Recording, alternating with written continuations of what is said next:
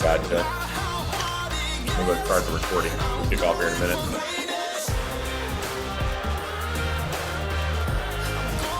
Jason gets the early bird worm. Yeah, we'll give people a few minutes to get in, and then I'll do our accountability and introduce you. Yep.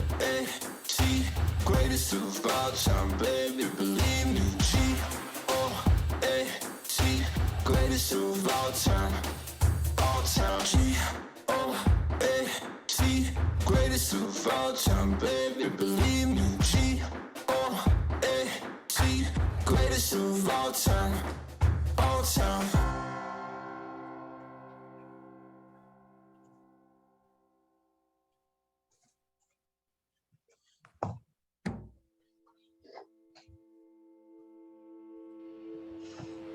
Today I'm doing Popeyes. All right, how many are you going to do? Little cocoa bombs. Nice. How many are you doing? About 50 houses. Like referral partners and clients, either passive or active. It's funny how a lot of that old school stuff still works great. Kristen Rader, one of our top agents up there, she tells me, she's like, I don't do any of the fancy stuff. I do postcards and Popeye, like that, all like old school stuff, you know. Yeah.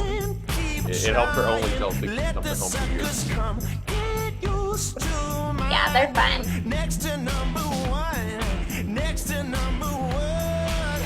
Yeah, we never did. We just like in the last couple of years started the Popeyes. We always did. We did like 4 big wine events a year, but we really just started separating in some of the Popeyes with our team, like in Colorado.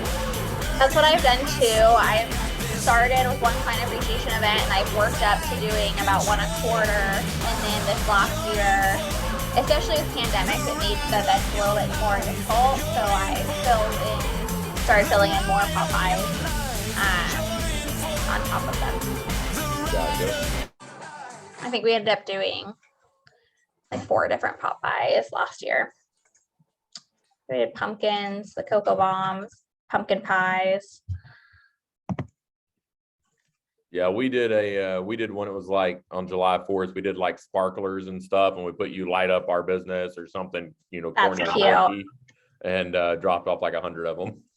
Nice, super cute. I always tell people it's really not so much about the content of that stuff. It's just the intent of that stuff, and your people appreciate it. Yeah, I agree. All right, we'll give people a couple more moments. Trickle in. Jason and Jamie, you guys get the gold star today. You are early and or on time. Right? All right, thanks. Happy Valentine's Day, everyone. You too. Hello. So, I'm listening while I'm driving, so I'm not turning my camera on.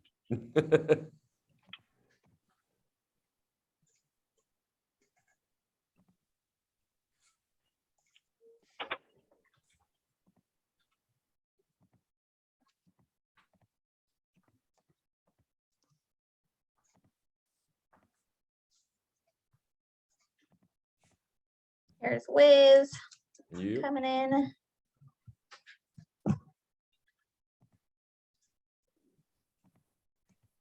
Hello. Hello. Oh, Hi, Wiz. Hello. How is everyone? good. How are you? Good. Good, thanks.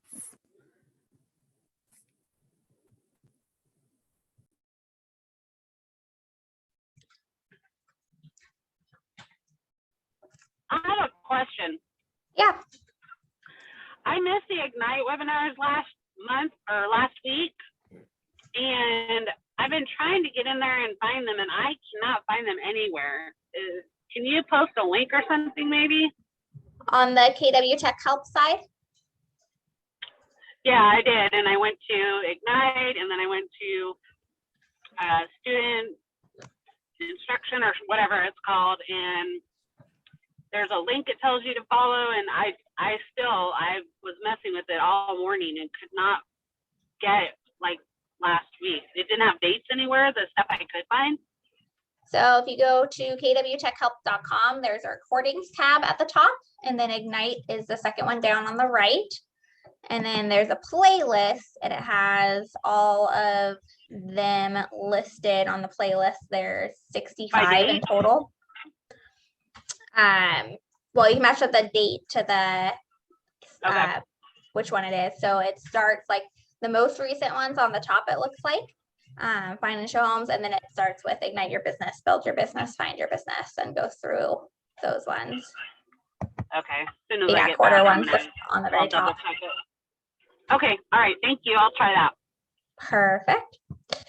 All right, let's go ahead and start with our accountability. So Mondays are always fun because you get to share your successes from the weekend, how many contacts you've made, if you went on any appointments. And Wiz, you want to get us started? Yeah, I went to 2 showings this weekend. Awesome. Yeah, but one customer actually wants to look in the Vancouver side, so I just refer it to one of the agents. And yeah, so the other one, I'm still trying to find him a house. He wants to look other houses, yeah. Good. Excellent. Jason?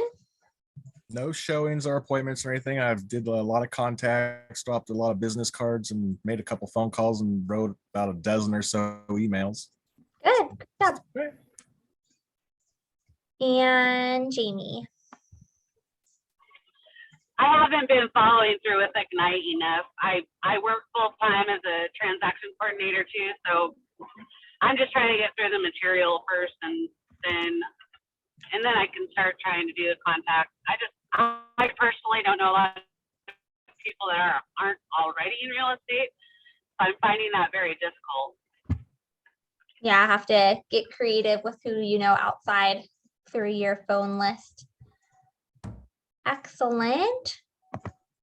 Okay, so let's go ahead and introduce our amazing instructor today, Jake. So Jake Norman is the CEO and team leader for Keller Williams Sunset Quarter, so the Portland location. He is passionate about connecting people to tools, resources, knowledge, opportunities, and other talented people to help them achieve their business and financial goals. He feels privileged to connect with agents and see how he can help support them as they grow. Him and his wife run an amazing real estate team as well, so he's well versed in what it takes to be successful in real estate and keep business going. So we're super lucky to have him today. Thank you. Thank you. Well, and part of this, like you mentioned, accountability and growth numbers, right, Mari? Being in leadership as a team leader, it's different and it's similar. Like I'm still held to the standards of lead generation, closing with agents. So we just had agent number 18 join the market center this month. So you're just killing it. That's amazing. But very similar to you guys. I still have a business running that's real estate sales, and at the same time, I'm still doing the same thing you guys do, which is lead generate, lead follow up, negotiate, and close. So awesome. Anything, Mara, you need me to cover or hit before we get rocking and rolling in content? Nope, you are ready to take it away. And I turned on your little ding dong sound in case you have a couple people filter in late. You'll hear them if you're screen sharing or whatnot. Awesome. Well, I'm going to hope my screen sharing will cooperate with me. Can everybody see the slides well? Woo! All Yes. right. We're good. All right. So hopefully you found the place you need to be today, which is Ignite, and hopefully you're anticipating make and receive offers. Are we all on the same page on that? We are. Session 9. Awesome. So we're going to get rocking and rolling. Really, what you're going to notice today is as we go through this, well, now there we go. My slides are advancing now. What you're going to notice is you've talked a lot in Ignite up to this point about like how to get business, how to go lead generate and get business. And this is really, if you look later in your content, you're going to see where this pivots to how to actually close that business, right? Like you got to get it and secure the business, but then you've got to actually service it and carry it to closing. And that's really where we're pivoting today. As far as like expectations around what to expect, why are my slides being cantankerous today? I love technology when it works. It's so fascinating. Let me try this. Okay, can you guys see it that way? We may just do it this way. So, yes.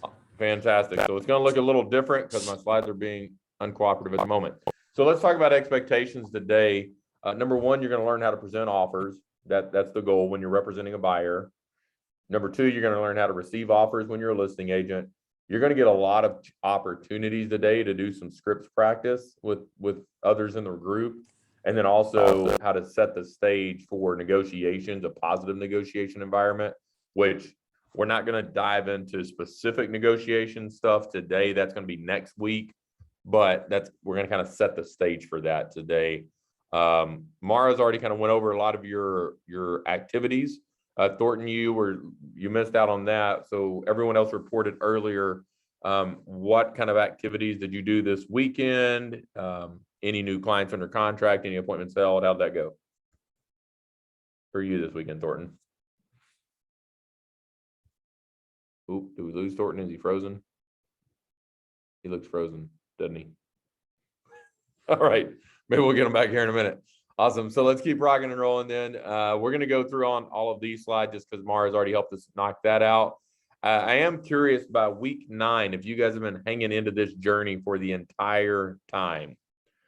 We talked about daily 10-4, adding 10 contacts daily, talking to 10 people daily, writing 10 notes, previewing 10 homes weekly. How's that going for you guys? I'm this far into Ignite. I always like to hear. I've been an Ignite instructor for a long time. How is that rhythm feeling for you guys at this point? It's hard to find new contacts for now. Okay, hard to find new contacts. Yes. Okay. Trying to talk to new people, but yeah. And I did some like live video online and all those things. Get a couple of new leads, but yeah, still not 10 a day. Gotcha. What about you, Jason? I saw you come off mute. Is this something that's getting easier or harder? It's getting harder. I kind of ran through all my contacts in the first few weeks, and now it's kind of stretching, handing out business cards and emailing people again. So it's getting a little bit more difficult, but hopefully I'll pick up the pace. Gotcha. Thornton, Jamie, how's it been going for you? It's about the same as what they said. A little bit harder now that I've been into it for a few months now. But I did just get my first listing, so I'm happy to be working on that this week. Sweet. First listing is good stuff.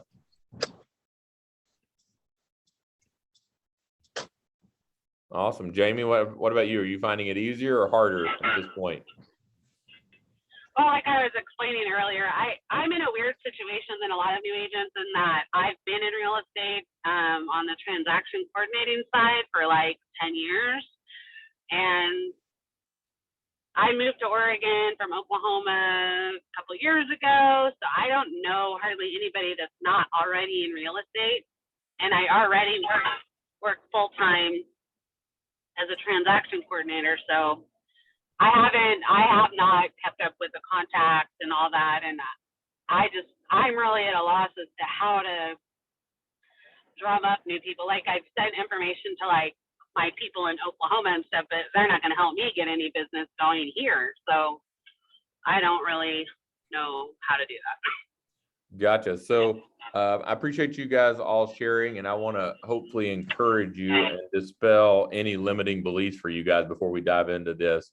Part of the story she didn't tell in my path to be in the seat I'm sitting in today. I started out as a dual career agent, is what I like to call it, not part-time, not bivocational, whatever. I was dual career. So I also worked full-time outside of real estate. I had a wife. Well, my wife and I are still married, so I still have a wife. We had 4 kids at the time. We now have 6 children. So when I started real estate, I was working full-time, married with 4 kids. And my first year in real estate, guys, I had an amazing first year. I closed 0. It was so wonderful. It was great. I was not at Keller Williams. I came to Keller Williams after year 1 though, and still full-time, still a dad of 4 and a husband. And my first year at Keller Williams with Ignite twice, productivity coaching, I closed 21 transactions while working full-time outside of real estate. And then 3 years later, I actually had to start a team because I was still working full-time outside of real estate. And with my wife, me, and 1 agent, we closed 54 transactions while I was working full-time outside of real estate. Wow. So I love to, I say that not to brag about me. I just want to give you guys hope. Like if you're in that situation where you're like, oh my gosh, life is bananas. What I found by year 3, when I reached that level of some momentum, I like to say that success brought options. And the reality was at that point, after we hit that 54 with 3 people, I said, okay, I have to go full time at this now. And I had the choice to, right? So I appreciate that you guys are showing up to Ignite, even if you are in that dual career situation. I completely relate to your stories and understand that dynamic. And what I would encourage you with, if you'll put in the hard work for a short season, sooner than you know, you'll have options. And those options are nice things to have. So let's rock and roll. We're going to go. Last time I asked this, everyone was kind of caught off guard that I actually asked this and expected it. In your prior sessions, have you been making live calls, doing any lead generation as a group? We Only did one one. time. Yeah. You That did I- once. I have not. Jamie says no. Thornton? Just one time that I recall. Mhm. So we're on session 9 and only one time. So here's what I always get interested when I ask that question, because that's supposed to happen every session, I think, is at least how I used to teach Ignite. And one of the things I heard coming up in your guys' repeated conversation is, hey, I'm kind of tapping out and running out of people in my database. Like I've kind of called them all. So one of the calls, one of the big pieces of success in real estate business for me at least was making the call, adding value, but then asking for a referral. Because right, the goal is you have to grow the number of people in your database. So it's one thing for me to call Jason, Wiz, Thornton, and Jamie and say, hey, I'm in real estate. I'd love to help you buy or sell a house, blah, blah, blah. I mean, hopefully we do it better than that, right? But it took 2 years for me to realize, like, a very strategic script to grow my database was, hey, Jason, before I go, would you mind, like, I want to help as many people as possible in my real estate career. Can you think of anyone that's looking to buy or sell real estate maybe in the next year or so? And here's what I found, like, by asking something very simple like that, because if I was calling my friends that knew me, if you call 100 people and ask that 100 people or 50 people that know you, like you, trust you, I promise you'll find that your database will grow, because a few of them will go, you know what, Jason? Yeah, actually, my friend Tom at work just mentioned selling his house. So remember that script. We're not going to take 15 minutes, but I am curious, and I like to do this. Do you all have, you can go on mute. You don't have to do it live in the group because that sounds crazy on Zoom.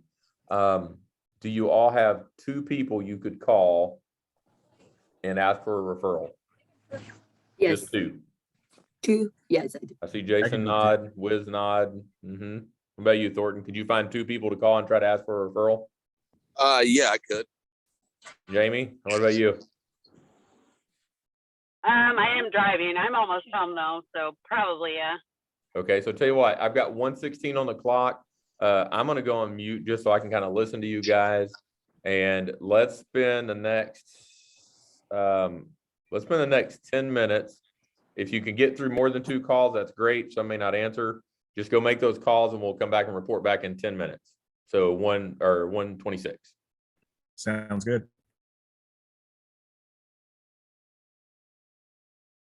Yeah, don't leave, come back.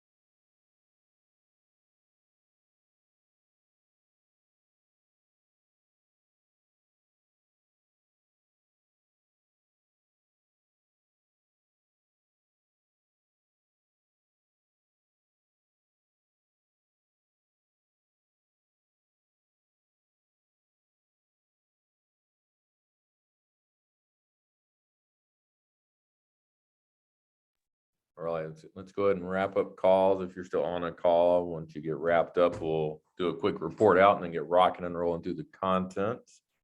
But if you've got your calls all wrapped up, let's come back live and see how it went.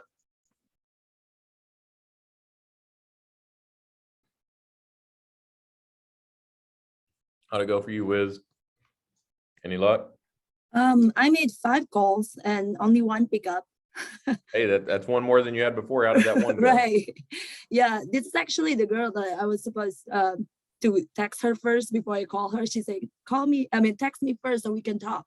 Yeah, she's from my yoga class. Been trying, to talk to each Nice. other. But yeah, so I asked her because she's like, oh yeah, she said she doesn't have time right now to talk. So I said, okay, we'll try again. I said, That'll when is the work. best time? So yeah. Yep. Hey, you're staying top of mind though. That's the important thing. All right, Jason, Jamie, any luck getting in touch with anyone? I made 2 calls. I only got a hold of 1 person though. Okay. Hey, that's one more than we had before. How did that one go? It's just some friends of my daughter's, parents of my daughter's friend. They're probably gonna sell, but not till their daughter is done with school. So Gotcha. Okay. as far as I got. Awesome. Hey, we make progress, not perfection, right? We're making progress. What about you, Jason? Absolutely. I made 4 phone calls. I was able to get a hold of 1 person, and that person actually had 2 referrals. His brother-in-law was looking to move to the area, so I got his name and number. And then his coworker was thinking about selling his house. Wasn't anything for sure, but I got his number as well. So See, looky there. We had about 15 dials then and 2 referrals out of 3 contacts. Yeah, not bad. It's weird. The math always works. If you get out there and do the activity, at some point the results will show up. So, and while we were doing that, I took some time. I reached out. I'm working on trying to close on a producer from Coldwell Banker. So he and I were in a pretty long text conversation. He prefers text. So yeah, cool. Well, we're making progress. Let's get rocking and rolling. I would encourage you guys, don't get discouraged. If you're doing the activity consistently, the results will show up. What I can promise you is if you do not do the activity, the results will not show up. So you have to start with activity. Let's get rocking and rolling now on our process today. We're going to talk about this offer process, just so I get a good feel in the room. Jamie, I know you said you've worked in TC world. Of the 3 of you, have any of you at this point personally gone through this process of making an offer, getting the client, making the offer, carrying it to closing? Have any of you had a closing at this point in time personally? No, not yet. About you, Jason or Jamie? Not business related for me. I've done that several times. No. Just my private life, but never not as a real estate agent yet. Gotcha. Cool. I have not either. Okay. Well, and that just gives me kind of a frame of reference, because if someone says, hey, like I've done 5 or 6, then I would be going like, hey, what's your experience here? If you look on page 9 in your manual, you'll see a funnel that looks, well, if I can get I'm going to turn my virtual background off so you guys can see this better, because I want to show you this. None. Now you can see my real office I'm sitting in. You should have a funnel that looks something like that. And you'll notice I drew this line in here, and above it, I wrote securing business. And then below I wrote servicing your business. That's really where we're talking about today, is we're kind of making that transition from going out and finding the deal to actually making the deal work. One of the things that's on that page, on page 9, I wanted to point out, I highlighted this statement because as you begin to help people navigate it, and if you've personally bought or sold a home, you get this, but about in the middle of page 9, it says, this is a major financial decision for both the buyer and the seller, and it can be a highly emotional experience for them both. So I highlighted that. I would encourage you to highlight that and remember that this is a very emotional experience you're about to walk your buyer and seller through as you help them navigate making an offer, negotiating that offer, negotiating repairs, any appraisal issues that come up, closing, taking possession. All of those things can surface a lot of emotion. So if you've been a buyer or seller, you probably can relate, but we have to navigate those things differently as real estate agents than we do as consumers, right? So I just wanted to kind of point that out, that don't be surprised if as you go through these things, I mean, I've had people that are selling houses break down sobbing in the middle of the closing because it's the house all of their children are born in, all their memories were there, and literally they're just a basket case at the closing table, right? And so my job as an agent is to show up and support them as they make that life transition. So just note that, and I would encourage you to highlight that. And anytime you're in that moment, like Wiz, I know you said you're out showing buyers right now. That can be really, really hard. I mean, I hear people 15, 10, 12, 8 offers, and they're beat out again and again and again. That can get really emotional for your buyers. And we have to show up in a way as agents to remember that, hey, they're not mad at me. They're just mad at the market. And if they're very emotional, our job is to show up calm, right? And not get caught up in that. So let's talk about this process. So here's kind of what it looks like in graph form. It's on page 11 in your book. The buyer makes an offer. The seller responds to the offer in one of 3 ways. I love this chart because it makes it simple. Like you feel like it can be this whole basket of options, but really there's 3 ways, one of 3 ways that seller responds. One, you see that the seller could counter the offer. They could send you a counter offer, which means you're going to go through some form of negotiation probably, and then they're going to send you back a counter offer. And then your buyer gets to decide, do I accept it? Do I counter again? What does that look like? A second option, which is the funnest and easiest, is they just accept the offer as it's presented.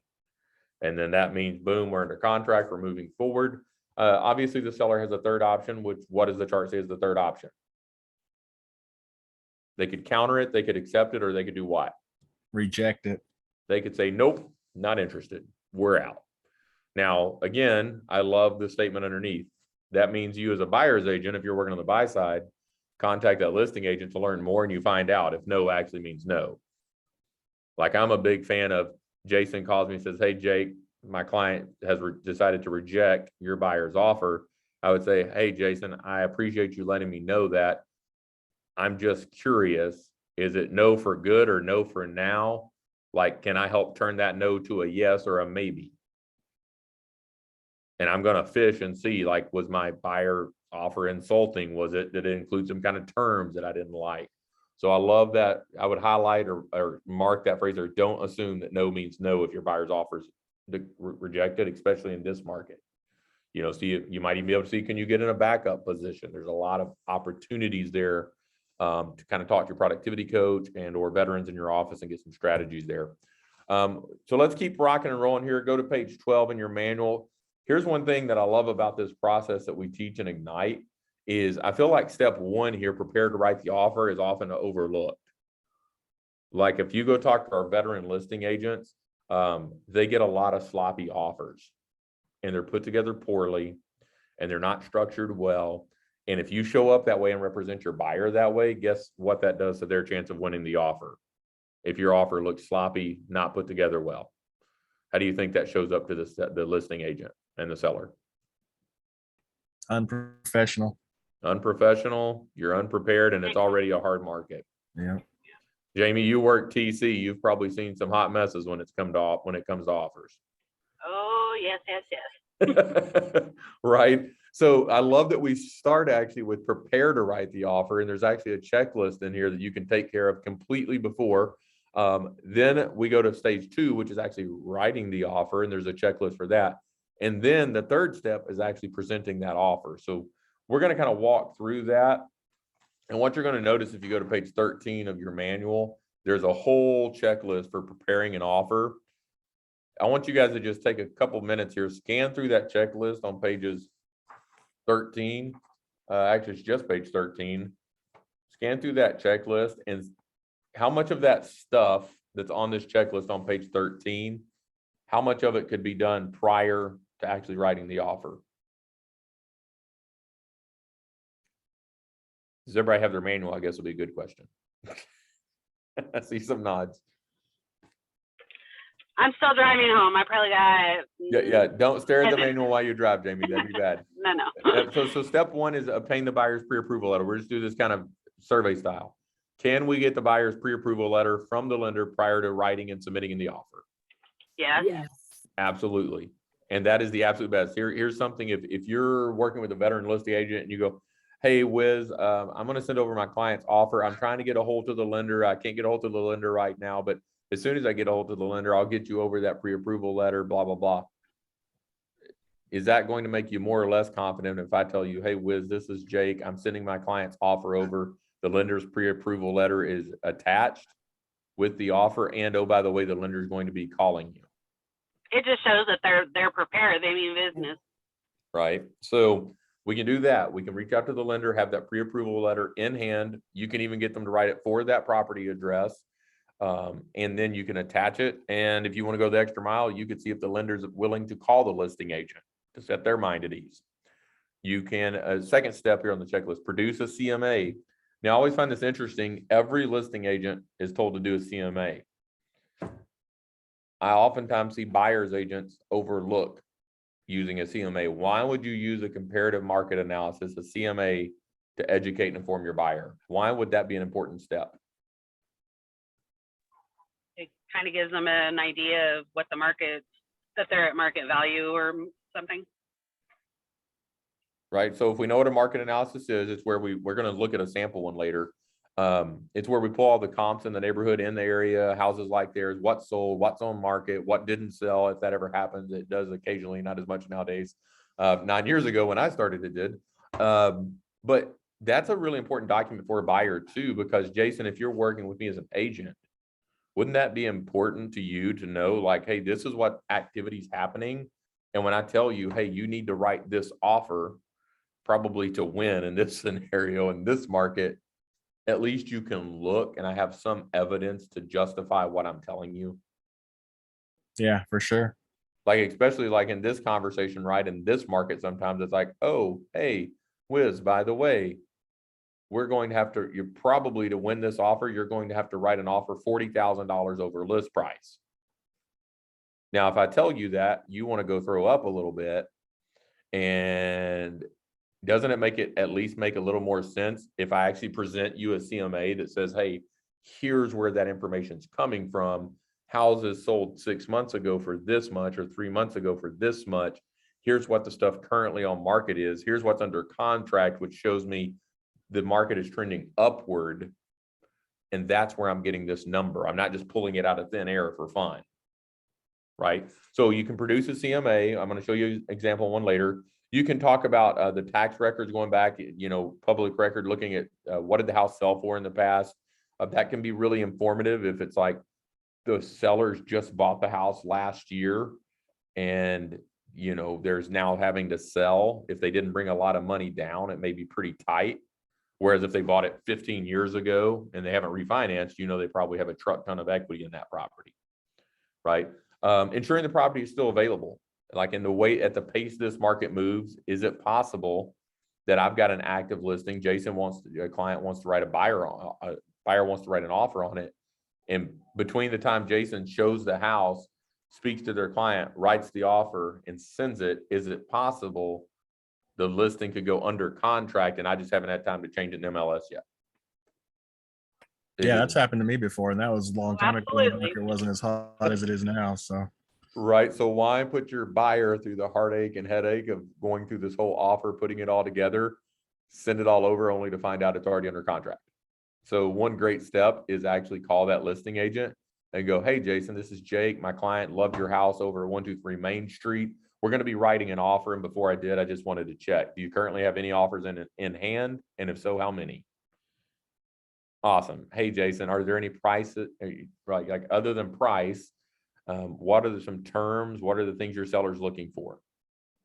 When do they want to close? Are there other things that are important to them? Like, I'm going to fish for all the information on that phone call I can get, and I'm making sure it's still available. Because then, right, when I call Wiz, my client, and say, hey, Wiz, this is Jake. I talked to Jason, and his clients are looking for a 45-day close. They'd love a 30-day lease back if possible. They're looking for X, Y, Z. Can I now better inform Wiz and help her write a better offer as a client? for sure, you get more information so it doesn't surprise you down the road. Yep. right? So that phone call, make sure it's available. You can build a lot of rapport with that listing agent, and sometimes that in and of itself goes a long way. The fact that you've had a pleasant phone call and you seem professional and put together. The next thing, ask questions of the listing agent to discover what's important. We just mentioned that. Inquire about activity on the property. So you can ask them, hey, have you had much activity? What are the showings? How many offers do you have in hand? What's the feedback been? I mean, would it be weird? So Thornton or Jamie, I'm going to pick on you guys now.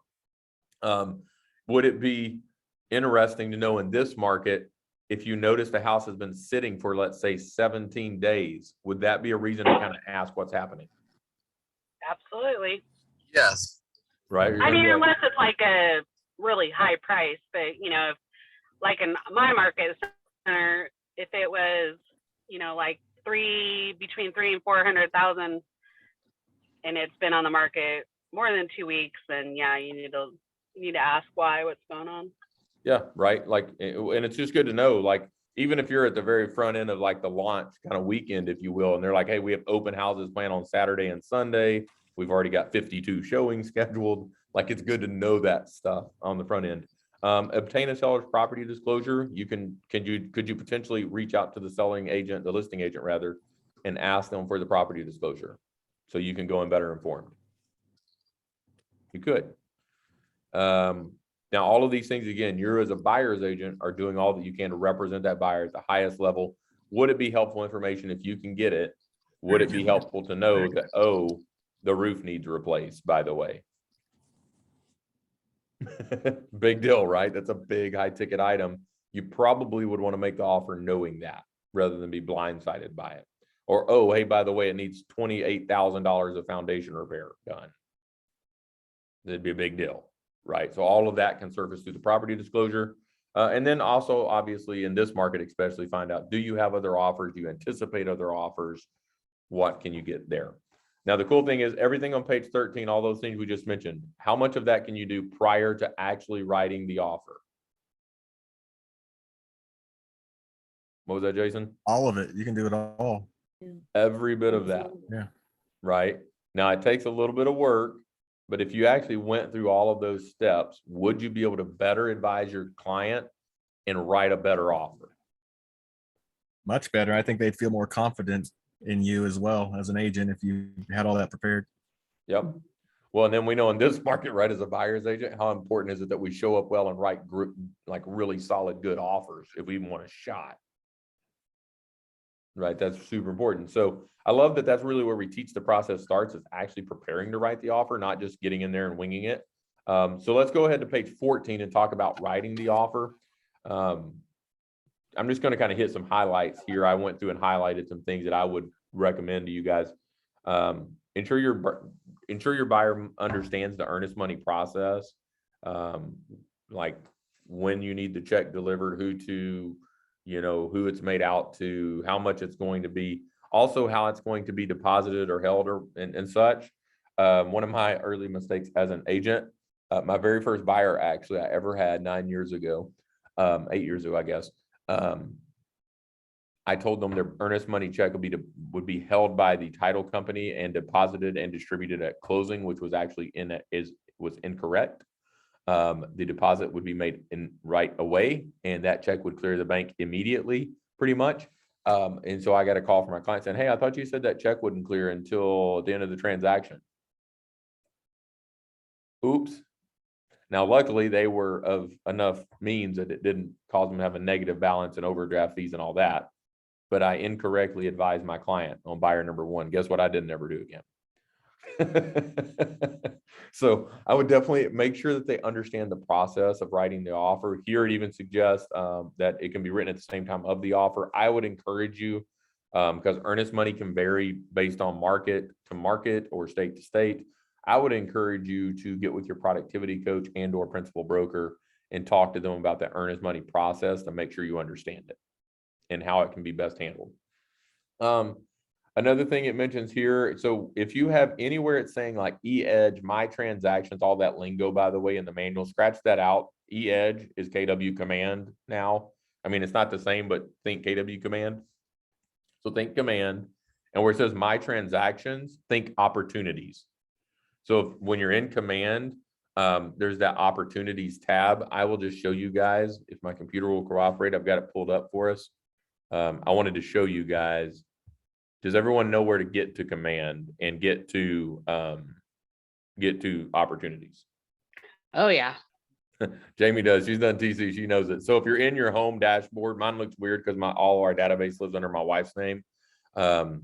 In your home page here, if you scroll down to the handshake, which is opportunities, this is where you want to make sure you're putting in all of your transactions, your pipeline, all of this conversation is right here, lives here.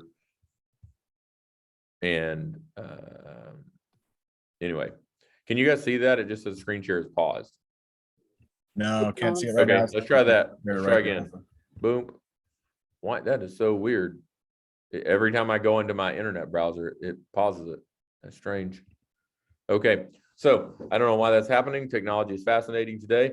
If you go into command, look down the left-hand side, there are a bunch of icons. I call them apps. Look for the one that looks like a handshake. That is where opportunities live. So that's where it says my transactions, opportunities. Okay, but make sure to go to your contracts class, talk to your principal broker, talk to your productivity coach, and make sure that you've got everything in there that you need so you can get paid when the time comes. Obviously, some of this stuff talks about like bring your laptop or tablet with you when you meet with your client. In today's age and time, I love presenting offers in person. And one of the features we have of our current society, everyone has gotten increasingly technology proficient, right? So we could go on a Zoom and present offers. We can present offers in person a lot of different ways. Like that's how we run our team in Colorado. My wife does her listing presentation, all of our contract reviews and everything. We do it on Zoom when the client's capable, or FaceTime or something like that.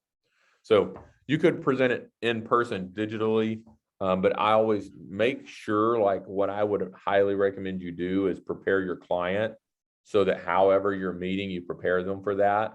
And then make sure, like if you're going to suggest you meet on Zoom, make sure your client knows how to use Zoom. If you're going to use some sort of whether it's DocuSign or whatever tool you're using for electronic signatures, make sure they're prepared for that. Now, Jake, is the contract classes, is that in the Ignite or is that separate? That's separate. And usually separate. the principal broker department, Tom or Latasha used to run it. But yeah, just make sure you're kind of tracking. And the cool thing with the opportunities now, they'll actually have a checklist of everything you need for that. So just make sure that you've got that. One of the things they suggest here as well is writing a cover letter for your offer. And I know like Kristen Rader, for example, is one of our top listing agents in our market center. Like she said, it's a big deal for her. If the agent will do a quick cover sheet that just, or even an email, like bullet forms out like, hey, Jason, my client's making an offer. They love the house, blah, blah, blah. We're coming in at, $569 list price. We've got a $20,000 appraisal gap. We've got a 45-day closing this day, and just kind of summarizes some of those terms. Or using conventional financing, 20% down.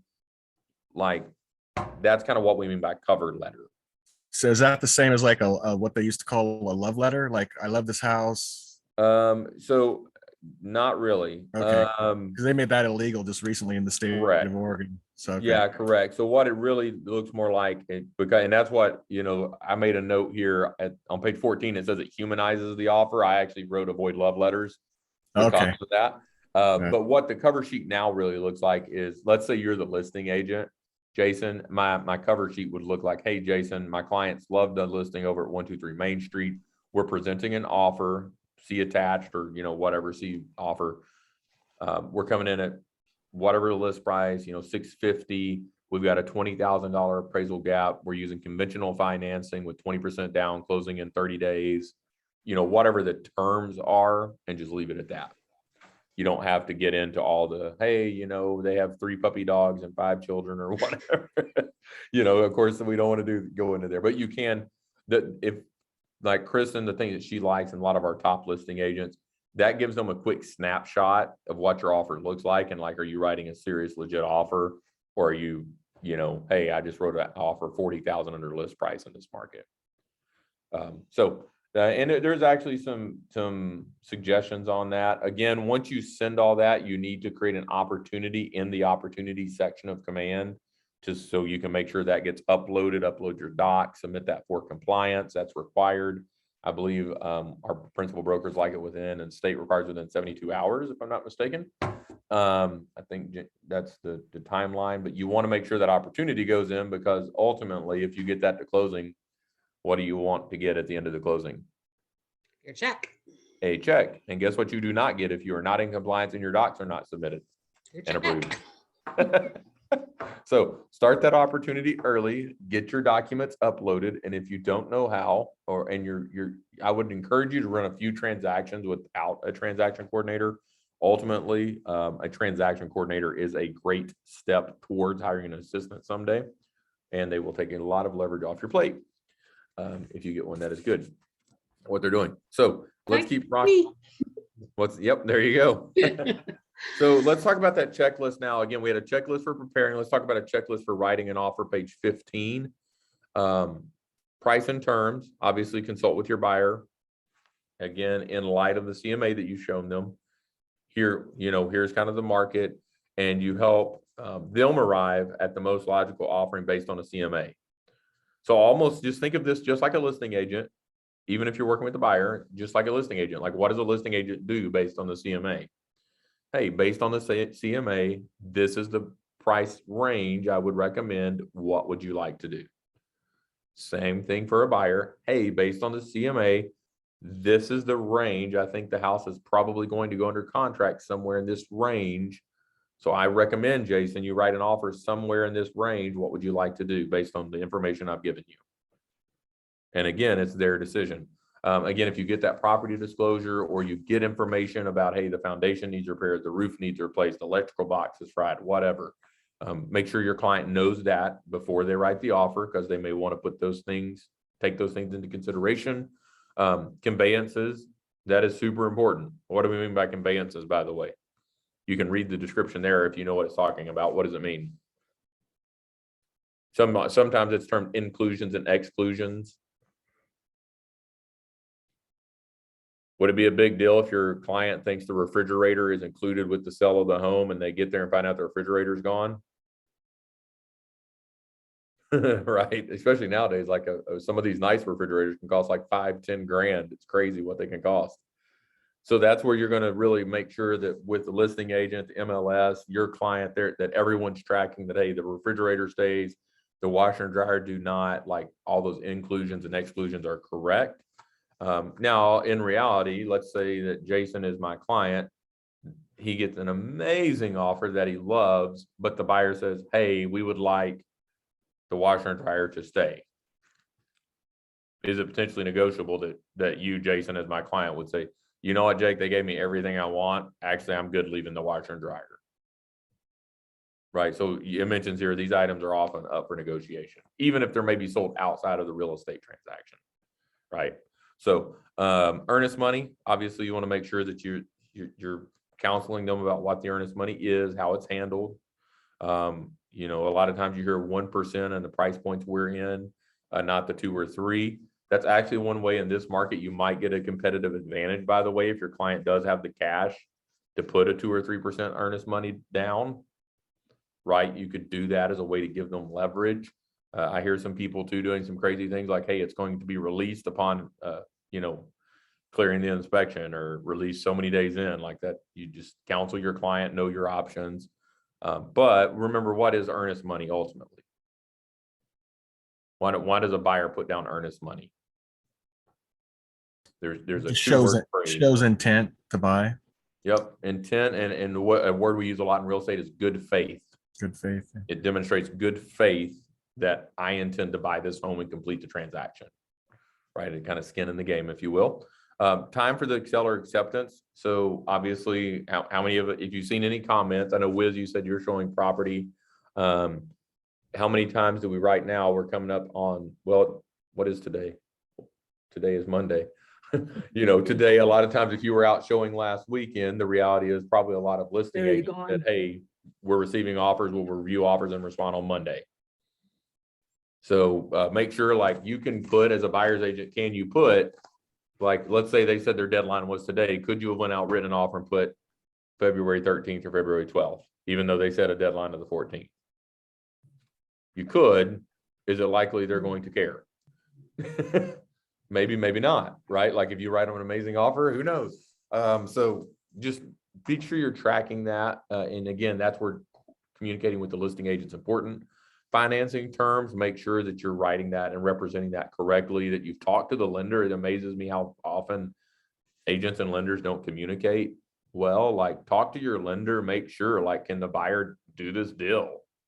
Is it going to work? Like if you're working with a VA buyer, for example, which is less here in the Portland area, but if you're working with a VA buyer, certain properties may or may not have struggles getting through the appraisal process with a VA loan or even an FHA loan. So just be aware of those things, be tracking with those things, make sure the financing terms are agreeable to your buyer and the seller. Your pre-approval letter, we talked about that. And then your loan approval. Obviously, another thing here, it says allow ample time for your buyer to finalize their financing. Again, communicate with the lender. Are you working with the lender? If the person's getting a loan, are you working with the lender? And is it important to make sure you and the lender are talking to each other and on the same page? It is, because what happens if you go and you go, oh, hey, sure. Hey, Wiz, no problem. You want to close in 2 weeks? Absolutely. We can close in 2 weeks. Hey, we'll write right here in the contract. We're going to close in 2 weeks. And then Jason's the lender, and I'll reach out to Jason and I say, oh, Jason, hey, yeah, Wiz running our contract this weekend. We're wanting to close in 2 weeks. And Jason says, 2 weeks, man, what are you thinking? Like, it's going to be 30, 45 days before I can close this thing, if you're lucky. And now who's going to throw who under the bus? Right. So again, loan approval, make sure you've talked to the buyer. Hey, you got to give them time to get in the supporting documents. You got to talk to the lender. Hey, can they close? And by when can they close? Talk to that lender, make sure that you're good. And again, I would make sure my call is always first, like it says here, your team leader. I would just tell you, just go straight to your lender, whatever lender you're working with. If Jamie's the lender, I'm going to call Jamie and go, hey, Jamie, this is Jake. Wiz wants to write an offer on 123 Main Street. Super excited. But before I wrote this, I just wanted to see, how long do you need to close? How soon can you close this? If they tell me 21 days, fantastic. I'm going to say, okay, so what I hear you saying is March 8th. Is that good? Sure. Like, I'm going to ask the lender, give me a date. That's just how I roll. So let's keep rocking and rolling here. Moving along. Any questions so far on this checklist? We're going to fly kind of fast, I know. Any questions on the checklist so far? I think in this market, you wouldn't even want to make an offer without the pre-approval, right? Yep. Yeah. I mean, well, and honestly, that's why I keep telling my clients that, like, if you don't have pre-approval, we're not going to do anything for now. yeah, well, because in reality too, everyone loves looking at pretty houses.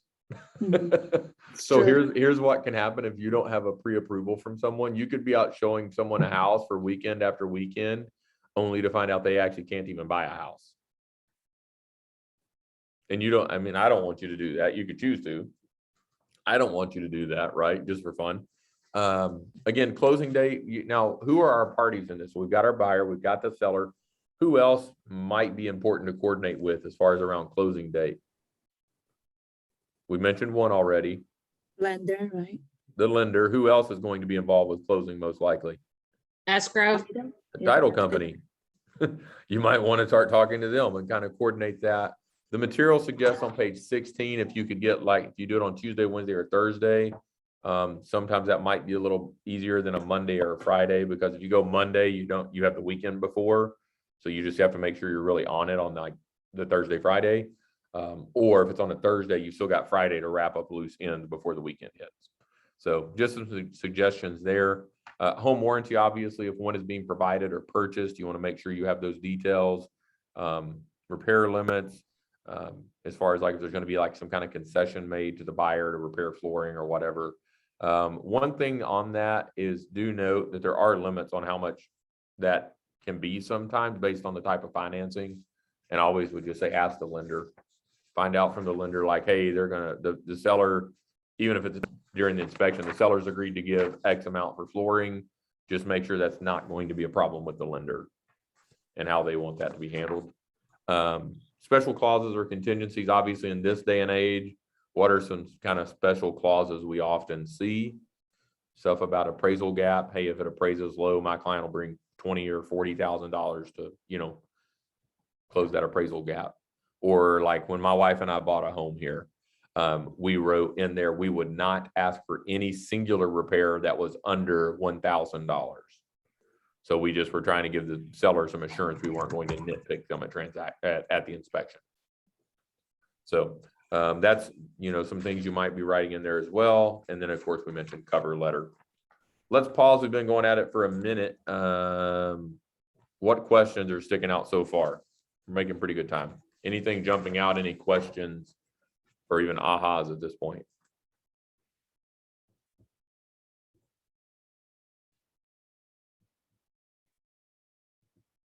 All right. Well, I'm gonna assume you guys know everything and you've already got it memorized at this point then. I would highly encourage you, by the way, especially until you get in your own rhythm, take those checklists. And I don't know if you guys know this, in opportunities in Command, you can actually build out custom checklists for each stage.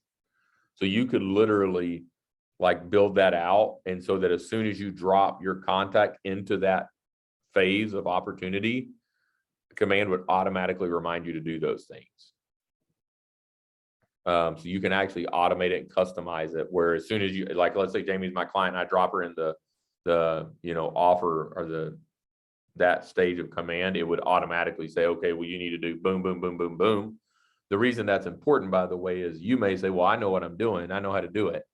That's awesome. But if you ever hire an assistant or you ever have aspirations to build a team, you've got that system in place where now, as soon as they do that, boom, Command's going to do that for you. So I'd encourage you to get those checklists, build those out. You can build that all out in Command to automate for you and remind you, which is super helpful.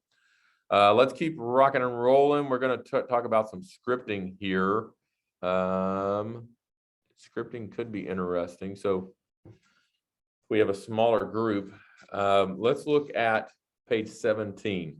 We're going to talk about some scripting here around navigating this process, specifically with buyers.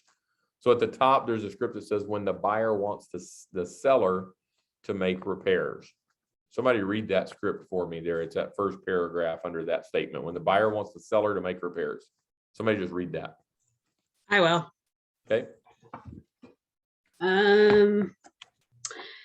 Miss Buyer, until you have a physical inspection, we won't know how much these items will cost, and we could find additional repairs we may want to negotiate. Consequently, you have three choices. You can offer the seller less money now and to compensate for these items. You can ask the seller for a credit to repair these items using your own contractor, or I usually advise clients to wait for the physical inspection and negotiate all repair items all at once or at one time. How would you like me to negotiate this offer on your behalf? All right. So remember, the idea is here, you've seen the house with the buyer. The buyer then goes, oh, there's so much work to be done. And they already want to start asking the seller to do a bunch of repairs, even before inspection. Now, what do you notice about this script? Well, you're giving them options. You're giving them options. I like that. Options are good. And you're telling them, here's your options, but what's your choice? You're ultimately leaving it up to them. Right. You're counseling them as a fiduciary. Right. You're not telling them what to do. You're saying, here are your options. How would you like me to proceed? Now, you're also kind of implying, right, some risk. So let's just role play this. Who would be willing to role play this in more of a live role play? We need two people, someone that'll be the buyer and someone that would be the agent. Since there's only four, we'll just stay here in the room and give feedback. I don't have any experience doing the role play thing, but I mean, I can try. Can try. Okay, Wiz and Jamie, who wants to be the buyer and who wants to be the agent? Wiz, how about you be the agent, since I haven't actually worked with a client like this yet? Okay, go for it. I haven't okay? either. That's why we're here. Hey, right? That's why we're here. We're here to practice on each other so we don't have to practice on our clients. What would you rather? I don't care. I don't care either. Go for it. So All right. we're doing what I just read basically. Yep, yep. And I mean, just kind of make it just like more conversational. Wiz, you can use the script as it's written. And then Okay. Jamie, kind of put yourself in the mindset of a consumer, and yeah, you guys just kind of role play it. Okay. All right. Oh, hi, Jamie. Until we actually have a physical inspection, we will not know how much these items cost. We could find additional repairs we may want to negotiate. So do you think, well, we have three choices. You can offer well, I'm the one offering. First, you can have the seller less money for the compensate for these items, or you can, we can ask for the credit to repair the item, or we can advise them to wait for the physical inspection and negotiate or repair at one time. What do you think? So in your experience, what do you think is the best option to do? Basically, it's up to you. Do you want to find out first how much it costs? That way we can have somebody take a look at it first on our side and actually find out how much it is first. Do you want to go from there? Do you want to make a decision? Do you think that asking for repairs right up front is a good idea, kind of in the market that we're in, or do you think it's safer to just wait? Okay, now you're asking me. What do I think? Yeah, well, it's good, right? Because I mean, those are real questions. Yes. And yes, so, I yes, mean, we do. as you guys get more comfortable with the market, like my response would be, hey, Jamie, I certainly respect that repairing those things are important to you. And I hear you loud and clear on that. So this market is really aggressive. Why don't we wait until we get the inspection? We see what the inspector says, and then we'll handle any repairs at that time. How does that sound? Right. Because we know, I mean, obviously these scripts are written to be kind of a timeless principled script. We know in this particular market, if you lead into most opportunities saying, hey, Jamie, this is Jake, I'm presenting an offer. My client wants, $10,000 in repairs right up front. That's probably gonna be a no-go. Probably gonna be a deal killer. So, but the key That's is when you'll get the offer rejected instead of just counter, right? Yeah, right. So that's where the key here is what I love about the script is it presents your client's options. So there's a good principle for you is always present your client options, counsel them, advise them, but you do not make the decision for them. I actually love that you said that with you actually, when she asked initially, your first thing was you redirected her back to her and back to Jamie's decision, right? Because ultimately we can advise, we can counsel, we can give information, but we have to let them make the decision, because that looks really bad if someday they get angry at you and they sue you and they go, yeah, but Jamie said this. Right. And that's like, ooh, you don't want that. So I love that about that script. And that, how would you all like me to offer? So let's do this next one. When the buyer wants to make a low offer. So Jason, we're going to call on you here. I'll be your client. And so I'm just going to be your client. I want to make a low offer. You can use the script just right as it sits. So Jason, hey, I love this house, but man, I see it's been on the market for like 3 days already. And, I know it's listed at 600, but I'd like to write this offer for 525,000. What do you think? Well, Jake, there are 3 ways to negotiate this transaction. You can make a low offer, and then we run the risk of the seller rejecting it or countering back at full price to compensate. Number 2, you can make an offer closer to the asking price and be less flexible if there is a counter offer.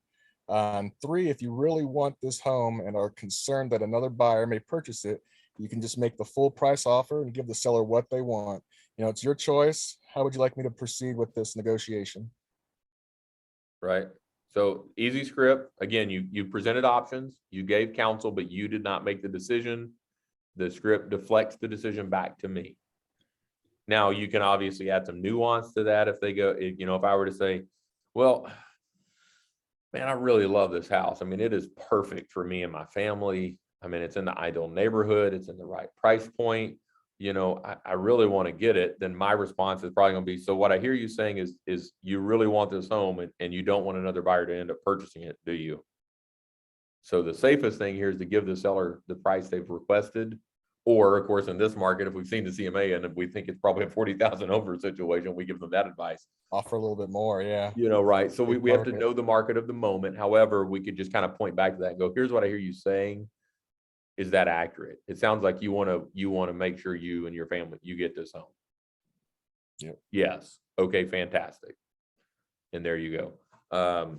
You know, and there's several ways to frame those things, by the way. I meant, like, once you start knowing lender numbers, I don't know that it's completely accurate, but a good rough ballpark used to be that every 100,000 was about $500 of mortgage. So if it's a $10,000 difference, that equates to about $50, I think. You know, I think if I'm doing my math right in my head still. So I mean, another way you could say that is, hey, Jason, I hear you saying this is like probably your family's dream home. I mean, this is the perfect place for you for this season at least. And that $10,000 difference is about 50 to 60 bucks a month. Are you willing to miss out on the perfect home for your family over 60 bucks a month? Because 10,000 bucks, right, seems like a big number. But when and again, talk to your lender to get those exact, and they can tell you, like, hey, 10 grand and the current interest rates and everything's about this much. But that's a different way to frame it. Like, hey, Jason, I know $10,000 seems like a lot, but it's going to cost you about 40 bucks more a month or 60 bucks more a month. Are you willing to potentially miss out on the perfect home for you right now over $60 a month? Yeah. Right. Because they need to know that, like, if they hear 10,000 and they're thinking, oh my gosh. Yeah. It's like, But then they find out that, wait, that was only 60 bucks a month. Why didn't you tell me that? You know, so just some things to think about there. Last piece here is presenting the offer to the listing agent. So it's crazy to think about, right? We've just been talking about buyers, and we haven't even presented the offer yet. We've gone through the checklist to prepare to write the offer. We've gone through the checklist to write the offer. Now we have prepared it. We've written it. We've talked to our client. Our clients have signed off on the offer, and we are now going to send it and present it to the listing agent. First thing, call the listing agent. I don't know why we even have to put that, but you do. It's amazing to me how many people still will not call and say, hey, Jason, this is Jake at Keller Williams. I'm calling to present an offer to you on behalf of my client. Just wanted to give you a heads up. It's in your inbox now. Here's kind of where we're coming in at. Let me know what we need to do to put this deal together. Like, it's amazing how much that one simple courtesy. I literally had a top agent in Colorado Springs. A friend of mine, I know her. I used to work with her at Keller Williams.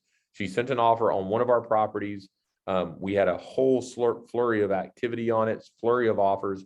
And then she called asking why why she didn't hear back anything. Well, quite frankly, it got buried, and she never, ever called me.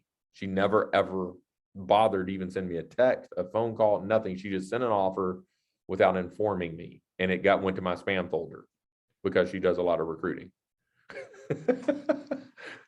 So, like, one simple phone call, and I would have, she sent an offer. Cool. Let me go jump in my, I would have found it.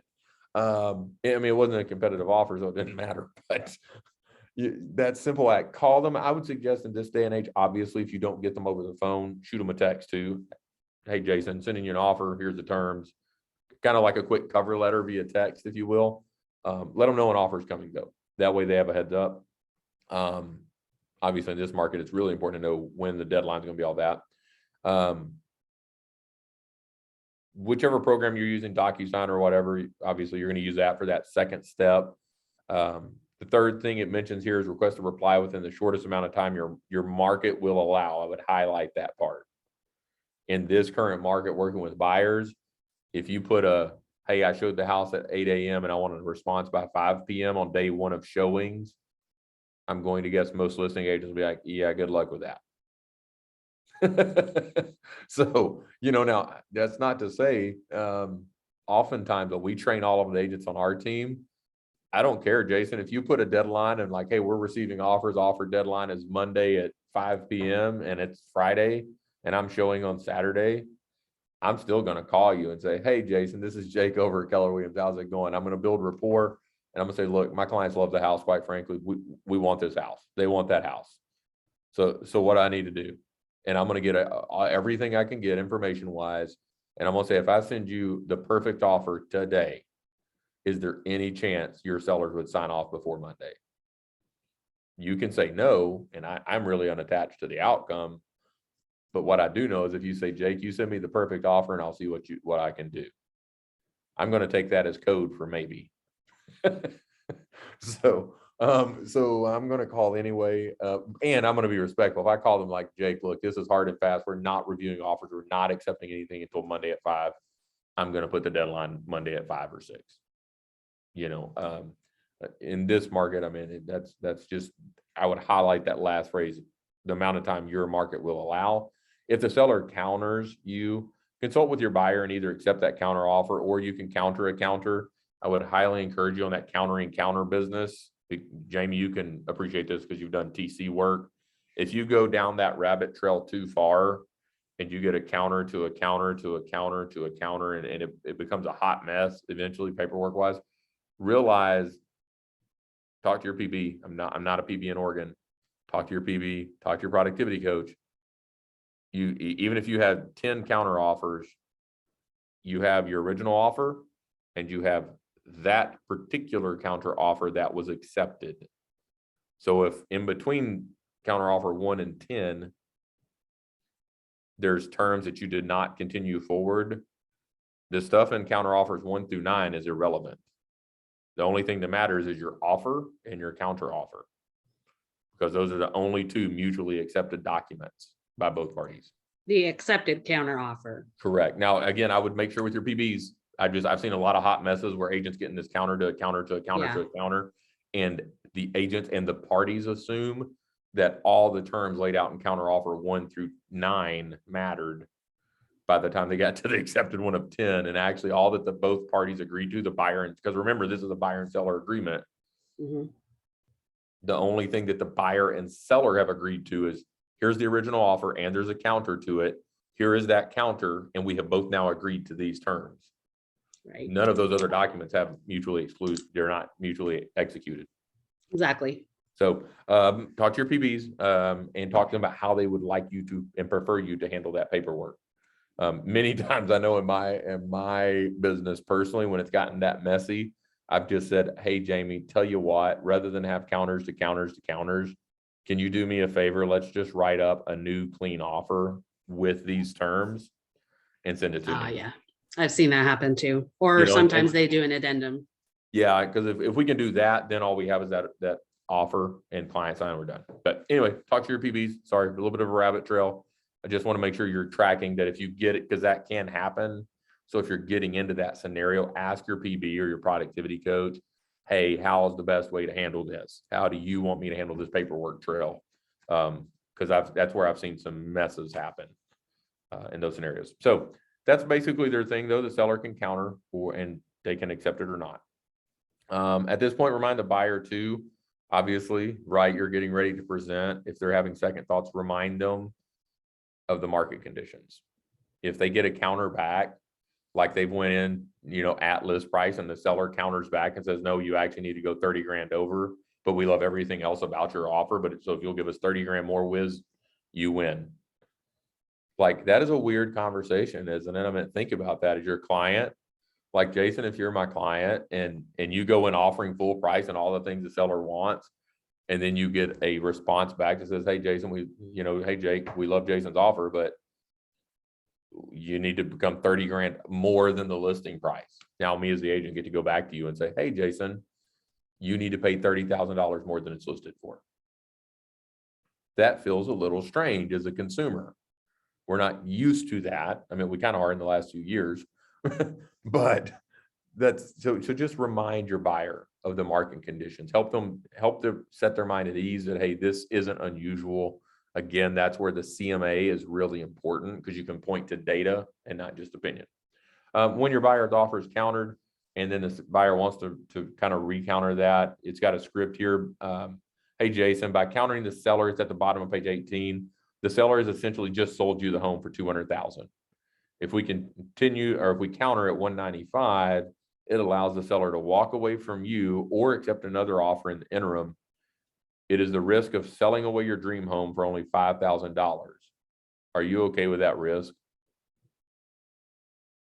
right. And in our market, it even feels even crazier.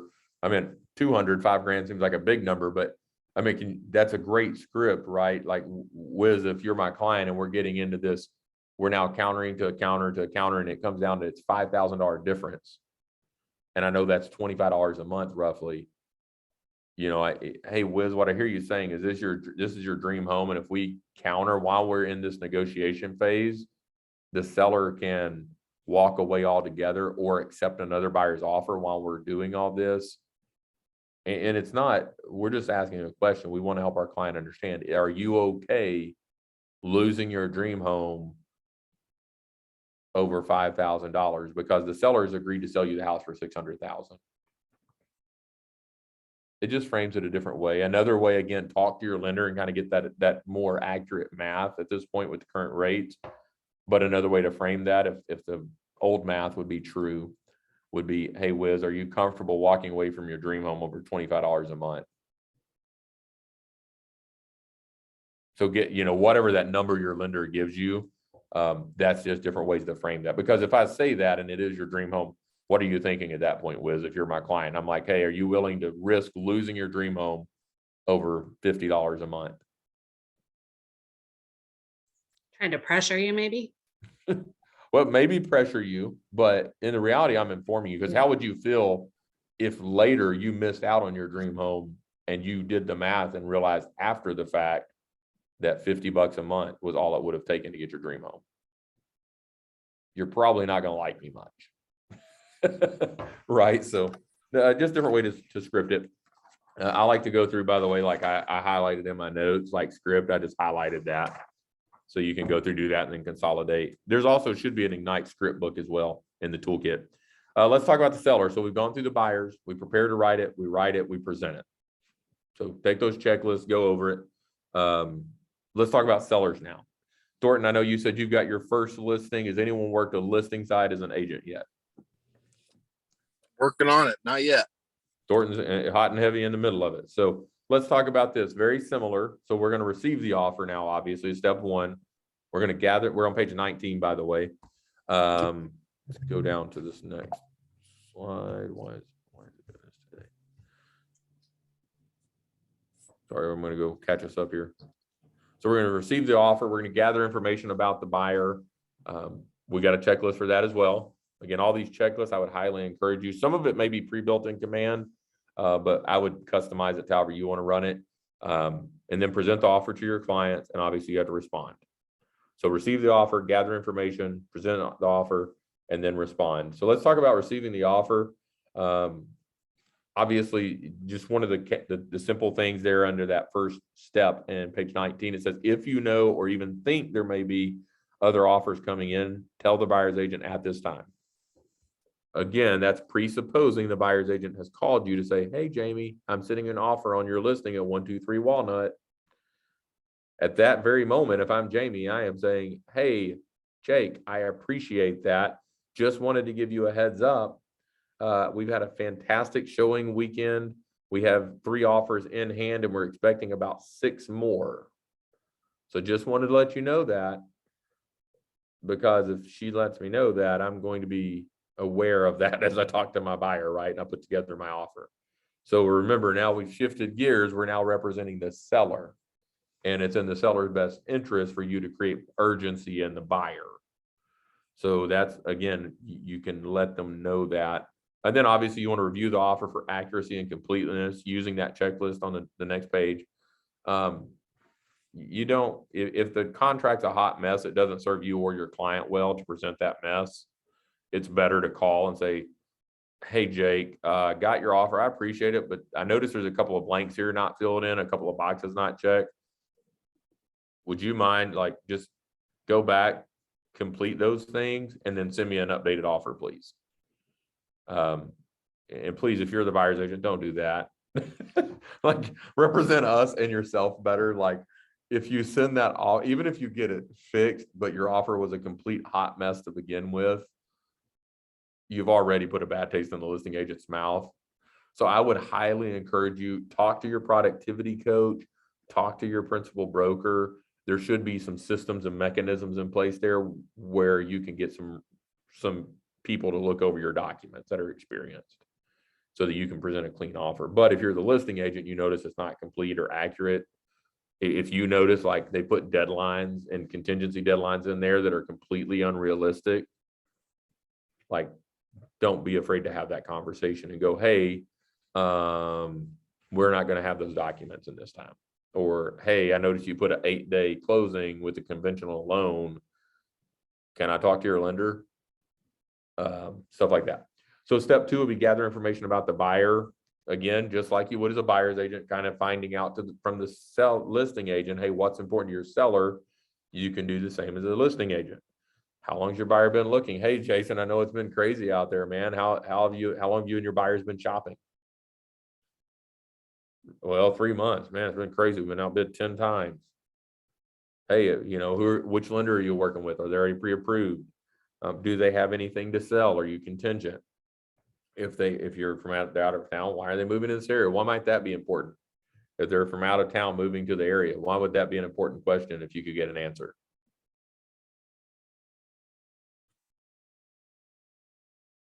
If you can find out why the buyer is moving to the area.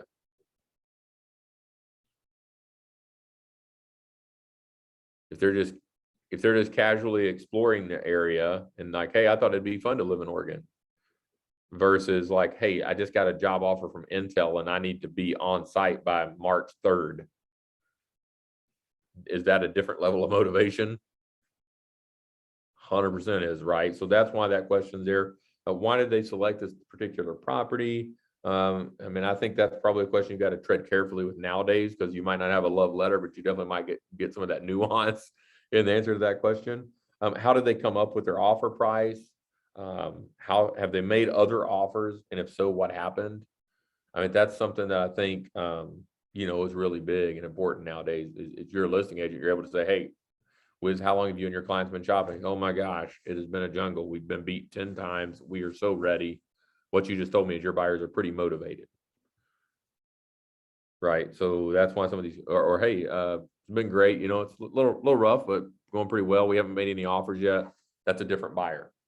So the more you know about the buyer, just like on the other side, you know, as a buyer's agent, the more you know about the seller and their motivation. Same thing as a listing agent. The more you know about the buyer and their motivation can help you and better prepare your seller. What's really the goal of this whole thing, by the way, presenting an offer and getting it to closing? What's really the goal as we help buyers and sellers navigate this? To get a property sold or bought. Right. We help a buyer and seller get through this process and negotiate a deal that's a win-win for both. And they both get to move into whatever the next season of life holds for them in a way that they're happy with it. Like, that's really it. It's really that's all we're working to do. And we're facilitating that. So let's go to page 20. There's another checklist for reviewing an offer now. Several checklists, obviously. Make sure the address is right on the house. Like, I know that sounds silly, but I bet you've probably seen some contracts where that's been a mistake, right, Jamie? Like, oops, I fat fingered it, and now I have 1916 Oak Street instead of 1915. I just got something this morning that the address is 1119 and I only had 119. Well, and if you ever get into like some weird stuff like doing land, I did some land in Colorado. Sometimes land parcels are not yet assigned addresses, so you're working off a legal description, and you definitely want to double check those, make sure it's all accurate, and they're buying the parcel they intend to buy. That's kind of important. Address, make sure it's correct. Price, make sure it falls in the range of the seller's expectations, that it all looks right, that the math adds up in that section of the form. Earnest money, again, make sure that it's tracking with what your seller's expecting.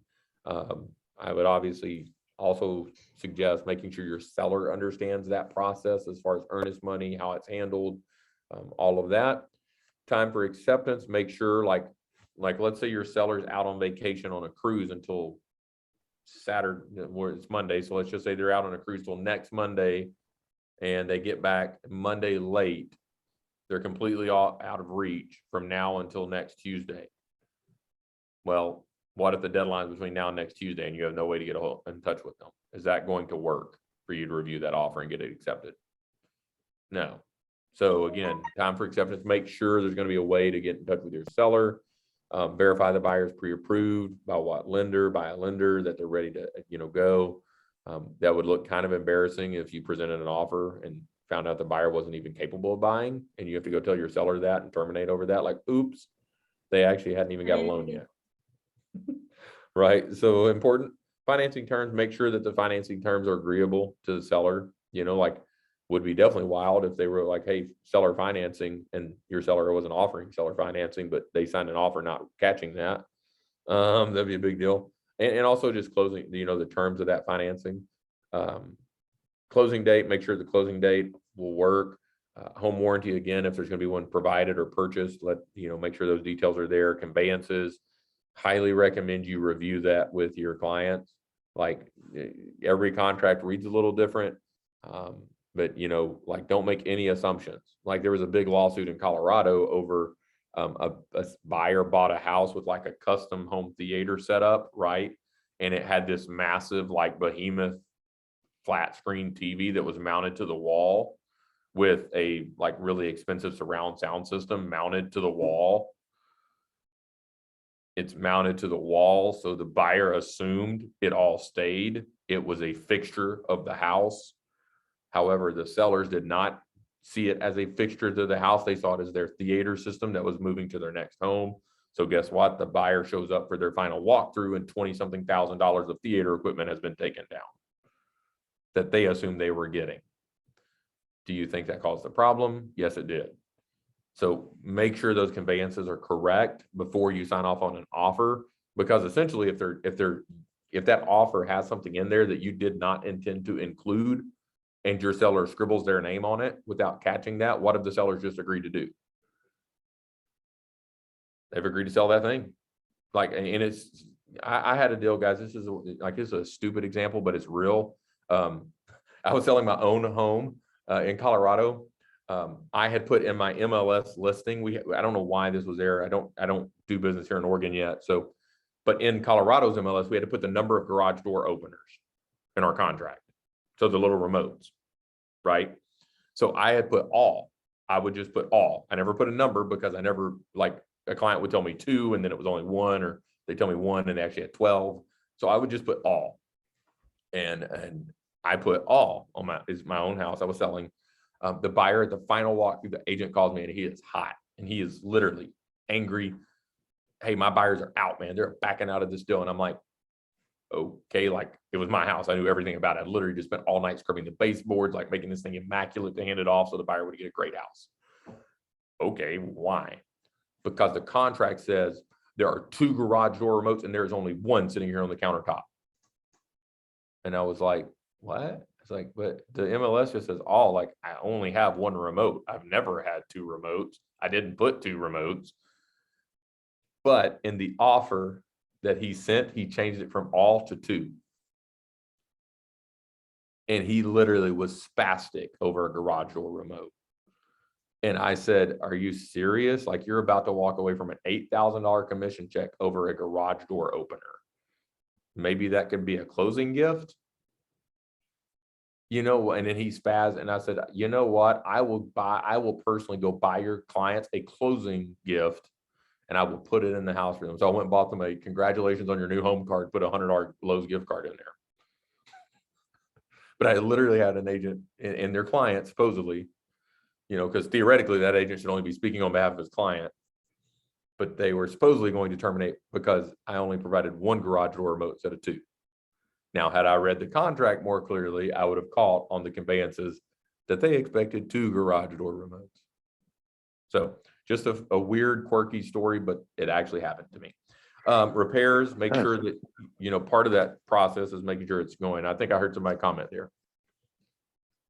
Was there a question there?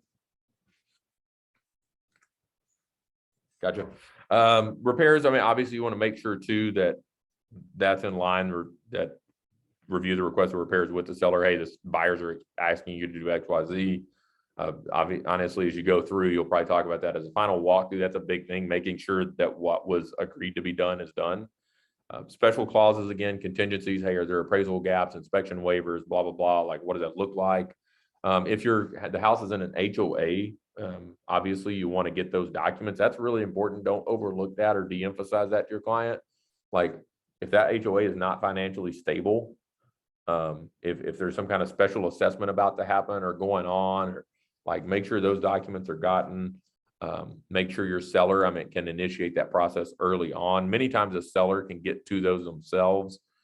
In Colorado, if the seller didn't know how, oftentimes we would have our title company help us get those documents. But you can talk to your productivity coach or PB about where to find those if you need help. Obviously, all the disclosures, those types of things, make sure the sellers fill them out accurately, completely, so you can provide those. And a big thing on possession date, I highlighted, and I would encourage you to think about, don't just randomly pick a closing date, pick one that actually works for the parties involved. But don't just think about like, oh, we can close this day. Think about, can the seller deliver the house vacated and clean by that day?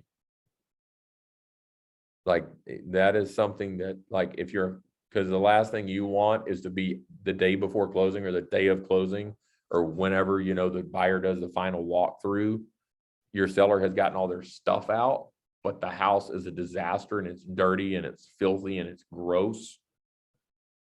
And even if it's 3 days before and the buyer walks in and they assume that's how they're receiving the house, they're going to spaz maybe if that's not what they anticipated.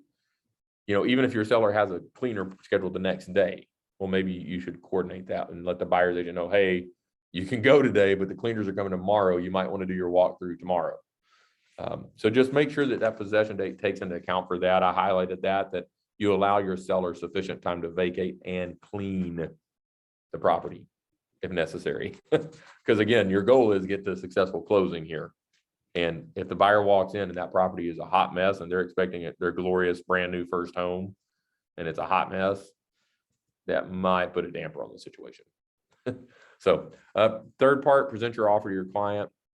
Call your client, let them know you have an offer to present them, inform them of the offer price and closing date. That's a super quick, easy call. Hey, Jason, this is Jake over at Keller Williams. How's it going? Super excited. We've got our first offer in. It's coming in at $558 with a $20,000 appraisal gap. Here's kind of the quick price in terms. They're looking to close on March the 10th. Just want to let you know when would be a good time for us to connect so I can present this offer to you. And then, of course, I'm either going to meet with them in person or on Zoom. It says here, obviously, present the offer in person if possible. Come prepared for them to sign. Obviously, again, in person in our world could be on Zoom just like this.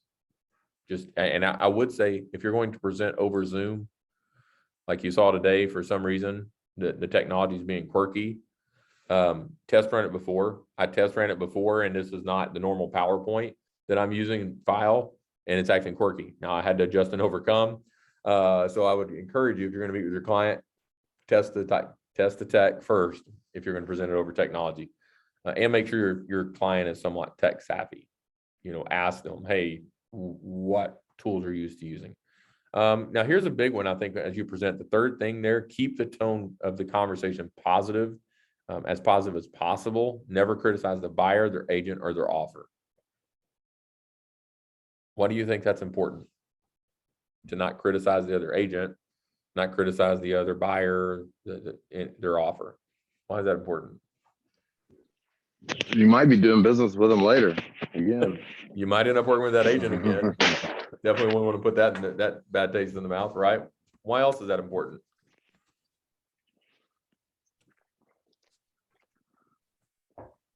it's just really good to be kind. Being kind is important. That's literally the last thing of our culture and action statement at Keller Williams is literally be nice with an exclamation point.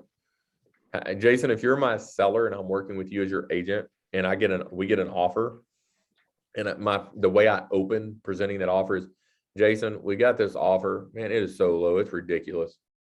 I almost didn't even want to present it to you. It's ridiculous. And then I go, like, what's the chance that you're feeling super happy about that offer at that point? Yeah, none. Next. Right. Yeah. Now, so, the good news is you got an offer, right? Like, that's always good news. Now, it may not be the terms you want, but it could be, right? It could be a buyer that wasn't prepared well by their agent. It could be a buyer that honestly is just throwing out a net and a feeler to see if there's any movement. we just don't know the circumstances. So it's best to say, hey, we have an offer in hand. You know, when's a good time to get together and talk about it? And then, I mean, my MO is always just present the offer as it's written. And then I would watch my client. If their face is like, ooh, I would say, hey, Jason, I know it's not what you were hoping for, but hey, here, let's talk about it. These things look good. I know the price isn't what you wanted. Other than the price, are there other parts of this offer you don't like? And almost like in scripting, right? You isolate the objection and then you say, other than this. So if it's, hey, Jason, other than price, does everything else look good? Yes. Awesome. So, hey, Jason, I completely respect that. I know this isn't what you were hoping for. Where do we need to get to on the price to make you satisfied about selling his home in the next 30 days if possible? Yeah, you always want to keep the dialogue open. Yep. So keep it positive, because again, I mean, that could shut your seller down. And honestly, what if their motivation changed? I mean, what if they were moving to be closer to family and some kind of family emergency just happened in between the last time you communicated with them? And they're like, actually, Jason, some things have changed and I'm good. Like, it's not what I wanted, but I'm ready to, something's changing. I need to go. Right. So don't assume we know those things. So keep it positive. Explain the offer, go over, you know, in this market, obviously days on market is usually short. I remember a time where it was, hey, Jason, we've been on the market for 62 days. We've had 15 showings. You know, we've kind of had mixed reviews on the feedback. Since we've been on 60 days, here's how the market has changed since we started, all those things. Right. So you might look at a updated CMA, especially if you know going in, it's not an offer your client's going to love. You might want to do a little pre-homework to present that. So, and that helps put those things in perspective with your client. So the final thing, obviously, the seller has to decide, right? We don't get to decide, the seller does. And they really only have 3 offers. Again, if you think back to that chart, they can accept the offer. Number 1, that's obviously the cleanest, easiest, simplest. They can counter the offer with different terms and go into negotiation phase, or they can just reject the offer. Those are the only 3 options. Now, obviously, which one would we prefer to avoid and which one would we prefer to have happen? Well, obviously accept, and we like accept. Yeah, definitely don't want the reject, because that kind of starts you all over. Yep. Well, and I can give a story of, so some friends of mine, I helped them list and sell their house. They had a pretty lengthy and very specific list of things that were included and excluded in the transaction. Like things like the backyard playset, they were going to take it instead of leave it. It was like one of those big wooden ones, right? A freezer in the garage, things like that. They had but it was a very specific list of like, these things stay, these things go. So I had a buyer that wrote an offer and the agent presented it. It was a low offer. And on top of lowballing my sellers, they also listed all of the things my seller wanted to exclude as inclusions. So they've now lowballed my client and they've said, hey, all the stuff you wanted to keep, we want it. And so, I mean, I called the buyer's agent, of course, first, and I said, like, are you kidding me? like do you actually want me to present this offer as it is written to my clients? Because I can tell you what they're going to want to do with it. Yeah, man, it's where my clients are at. And, you know, and it was an out of area agent, didn't know our market. We were in Colorado Springs. This agent was a Denver agent, never worked Colorado Springs. Like, all right. So I presented my offer. And of course, what do you think the response was? Forget it, man. That's stupid. We're done. We're not even going to talk to these people. And as an agent, I had to say, okay, guys, I know how you feel, but let's step back a little bit. Remember, your motivation is to sell. Here's why. If we can work on X, Y, Z, would this be an offer you're interested in? Because these people have clearly told you they want the house. Now we're just talking about terms. And actually, I was able to talk them off the ledge. We put together a counter offer that was like, at that time, it was a pretty balanced market in Colorado, but it was like $5,000 under list price, all the inclusions, exclusions, except for one, put back the correct way, and we did the deal. Right. So if we can avoid the rejecting part, that's good. Because at least, right, if we've gotten an offer, at least the buyer has said, hey, we want this house. We want to do the deal to some degree. So your turn. We're going to talk about the presenting offer. We've got some scripts here on page 22. presenting that initial offer to the seller. Again, since we're in a small group with only a couple of cameras on, let's go ahead. Somebody read on page 22. I'll read the first one. We've got 3 scripts here. So the first script is when you present the initial offer to your seller. So Jason, let's say you're my seller. I'm going to say, Jason, it's Jake with Keller Williams. I have an offer here for your review. I'm going to go through the offer with you. Is now a good time? You're going to say yes or no. If no, then I'm saying, hey, would you mind if I give you a couple of quick details? If you say now is perfect, then I'm probably going to hop on a Zoom or see if we can come meet. But either way, on the phone call, I'm going to say now that the offer they came in with is this list price, $595. They're putting, $10,000 earnest money down in, and they're bringing 20% as down payment. They want to close on March 14th, and they've waived inspection. What are your initial thoughts? I'm going to get your initial thoughts, and I'm going to say, okay, can we get together on Zoom or in person and go over the details this afternoon at 4, or when would be convenient for you? So this is kind of a good script for how to present the offer or set up that time. Somebody read the second script there. So what happens when we're presenting a low offer? They just have a short, simple, easy script here. Somebody read that one in the middle of the page. I'll read it. Now there's a lower than our asking price, but it is an offer, so we need to decide what you would like to do. So, right, super easy. Hey, I know it's lower than your asking price. However, it is an offer, so we need to decide what you would like to do. And I would always add the caveat of every offer is a good offer. It's just a matter of negotiating the terms. Any offer is a good offer because that's step 1. We got an offer. Step 2 is we just got to negotiate the terms. The third script there, I'll read this one. It's a pretty big one. It says, I will urge you to consider this offer very carefully and consider the value of meeting your moving goals. In the long run, meeting your overall goal of selling your home is the more critical need, correct? Your property's been on the market now for 14 days, and the average time on market in this area is 7 days. Buyers are going to look at this same data, and they're going to see that your neighbor's house sold for $695, and the house around the corner sold for $698. They're going to want to pay fair market value compared to these other sales. If you accept this offer, the probability of closing and meeting your goal is 100%. You do want to meet your goal, right?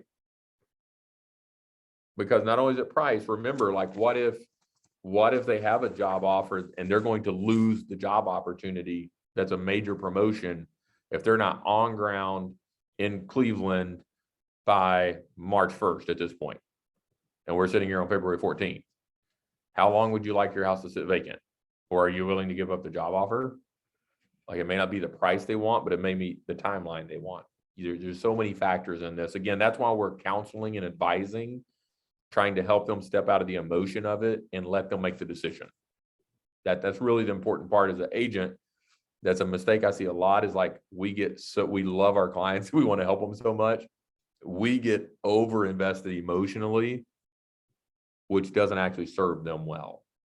They actually, part of our role in the process is being like that parent, if you will, and being able to step back out of the emotion of it and go, hey, Jason, I know how this feels right now. We've been beat 10 different times, but hey, we're going to get there. Like, hey, Mr. and Mrs. Seller, I know this is a low offer and I know how you feel right now, but hey, every offer is a good offer. Now we just need to talk about the terms. So there's several ways to do it. There's another script here on page 23. And talks about how to recommend that your client make a counter offer rather than rejecting it. So some of the things I highlighted in this script is we always recommend a counter offer instead of rejecting an offer. Again, my thing was always every offer is a good offer. It's just about the terms now. If you could get this home sold and closed in 30 days, what would you feel comfortable selling it for today? Oh, Jamie, if you're trying to talk, you're muted. I couldn't hear you. I didn't know if you're okay. I was like, I see a mouth moving, but I can't tell what's happening. So there's a script there, page 23. You're good. I would highly recommend downloading the Ignite script book. My team still actually uses it for script training, honestly, every morning. And remember also for the network, there's script practice I believe it's still happening Monday through Thursday. So make sure you're participating in those script practices to get some more script practice. It's Tuesday to Friday. Oh, Tuesday through Friday. I was on my wrong day. Yeah. So Tuesday through Friday, make sure you're popping in script practice. Talk to your productivity coaches to get more information on that. Page 24 talks about responding to the offer. So obviously, once the seller has made the decision, you need to call the buyer's agent and let them know what the decision was. Like, and I know in this market, if you've been the recipient of this, it can be hard.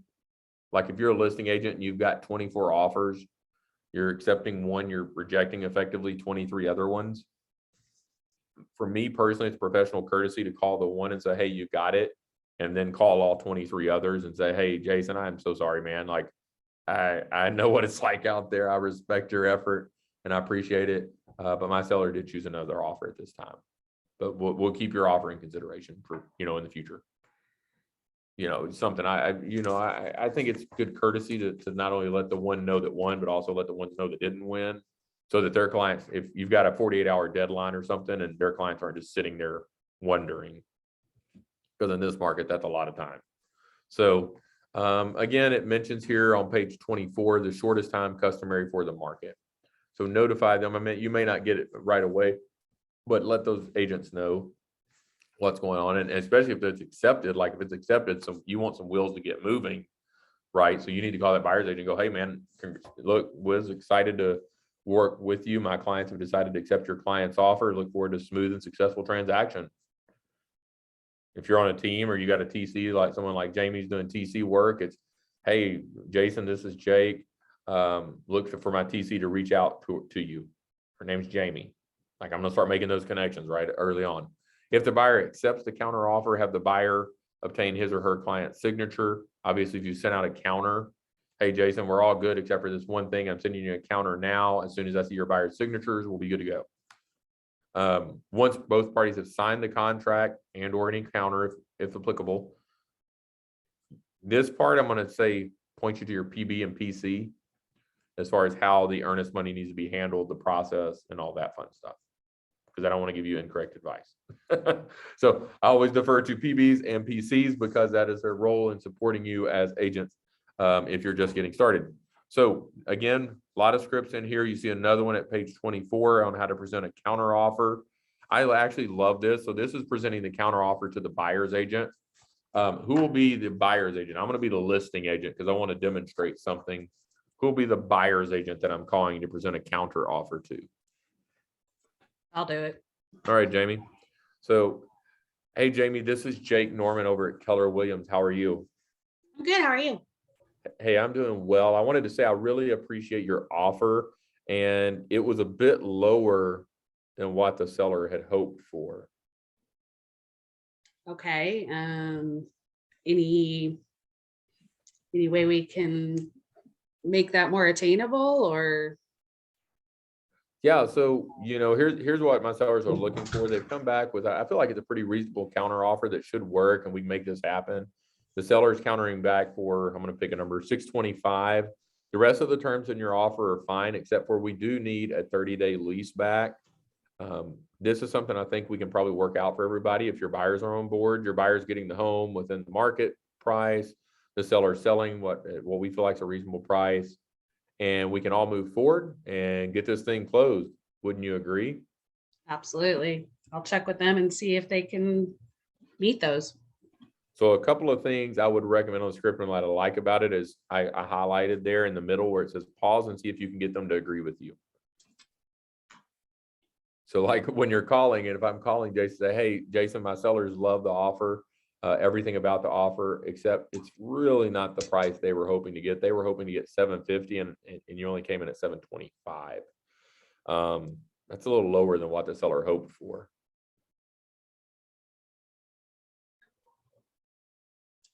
And just sit on it for a little bit, probably a little bit longer than you want to, than you feel like you should, to see, because I mean, if they know they're kind of winning like crazy low, they'll probably say, yeah, I know, like I tried to get my buyer up a little higher, but they just wouldn't listen.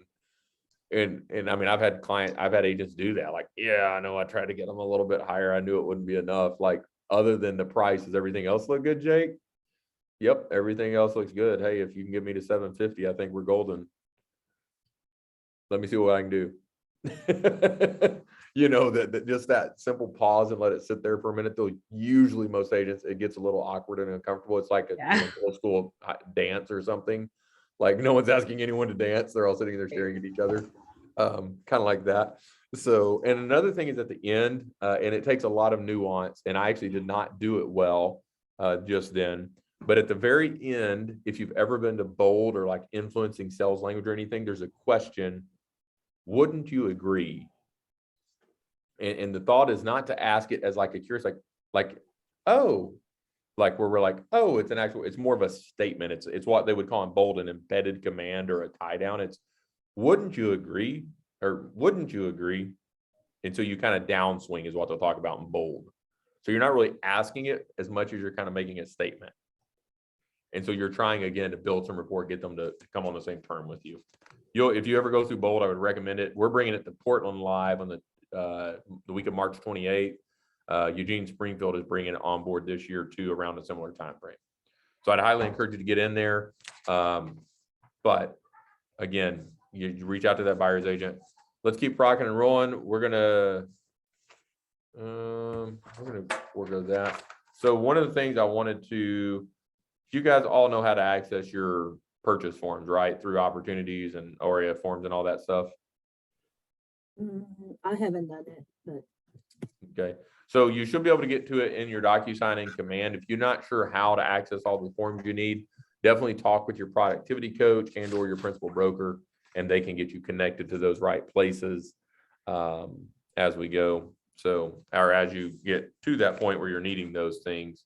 So before we go into this slide, I want to go to page 26 real quick and just let you guys know, again, we're not going to dive really far into the nuance of negotiating this particular session. That's going to be next session. But we're just going to kind of hit the high flyover review. The goal again is to kick off a process. The thing I would highlight on page 26, the goal is the same, whether you're representing buyer or seller, by the way, to kick off a negotiation process that's positive, efficient, and ultimately leads to a win-win agreement. One of our Y4C2Ts at Keller Williams is a negotiation. It should be win-win or no deal.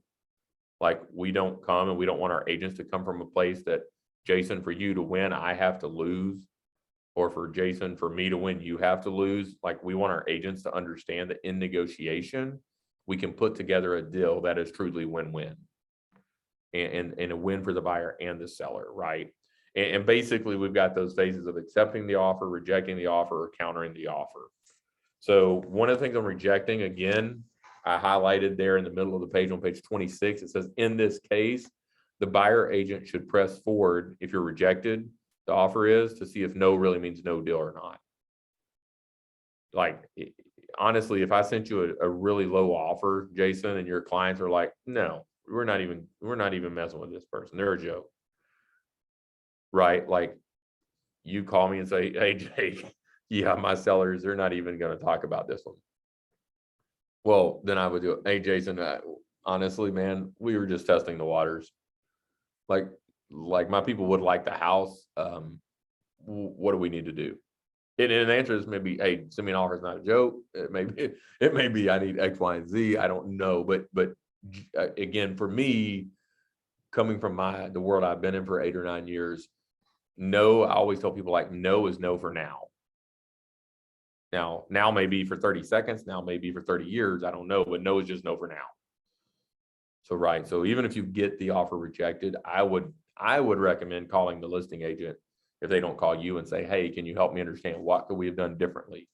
Hey, what's important to your seller? Let me see if I can get you something improved. Like I'm going to go for it if I can, because I know my client liked the house to some degree. The final thing there obviously is a counter offer. The seller is interested. I mean, that's one good news about the counter offer, by the way. Like, don't get put off by that. Like if your seller says, hey, I do want a counter offer, they've actually shown interest in the buyer's offer. And now they've just extended the invitation. Again, every offer is a good offer. Now we just have to agree on terms. So the seller said, hey, I actually like the offer. There's just some things here, some terms that we need to change if we can, right? And then I highlighted that bottom paragraph here. While you cannot control or predict the actions or decisions of the client or of the other agent, You do have complete control over what you say and you do in an effort to influence a positive negotiation process. And that is if you can master that skill through negotiation, I would say you would be light years ahead of a lot of people. Because if you can master that, you'll keep yourself from getting caught up in the emotion of the process. You'll have a clearer mind to give better counsel. You'll serve your clients better. You'll have a big competitive edge in my mind if you can learn that, hey, I can't control what my clients do, think, or say. I can't control what the other client does, think, or says. I can't control what the other agent does, think, or says, but I can control how I'm thinking, how I'm speaking, and how I'm behaving. Like, honestly, this market has been rough on agents too. If you're a listing agent, like I know Thornton said he was working his first listing, I noticed he's popped off, but if you're working with a buyer, I've had agents call and mad at me, like hot, screaming at me. And here's what I know. Like if that happens, I'm like, man, Jason, I get it. I'm not sure what's going on in your world today, but I know if you've been working buyers right now, it is a rough market out there. Hey, I'm sorry we didn't accept your offer. We just had great activity. Hey, I'll let you know if there's any other listings I got coming up. But some agents have literally been beat out 10 offers with one client. Like I have an agent in our office. Her client has written 2 offers, 2 different times, 2 different properties, $100,000 over list price, waiving the appraisal and waiving the inspection, and they got beat. Do you think that client is frustrated? Yes. Do you think that agent is frustrated on behalf of her client? Yes. So, if you sense that, remember, you can't control any of those things. All you can control is how you respond. And so I would encourage you to remember that. I want to talk about too, one of our core beliefs is win, win, or no deal. The third there is customers always come first. And we believe strongly if you'll treat your business that way. Now notice, what does it not say, I guess, would be one thing I like to point out on this. Because you hear it a lot in customer service, that the customer is always what? Right. That's not always true.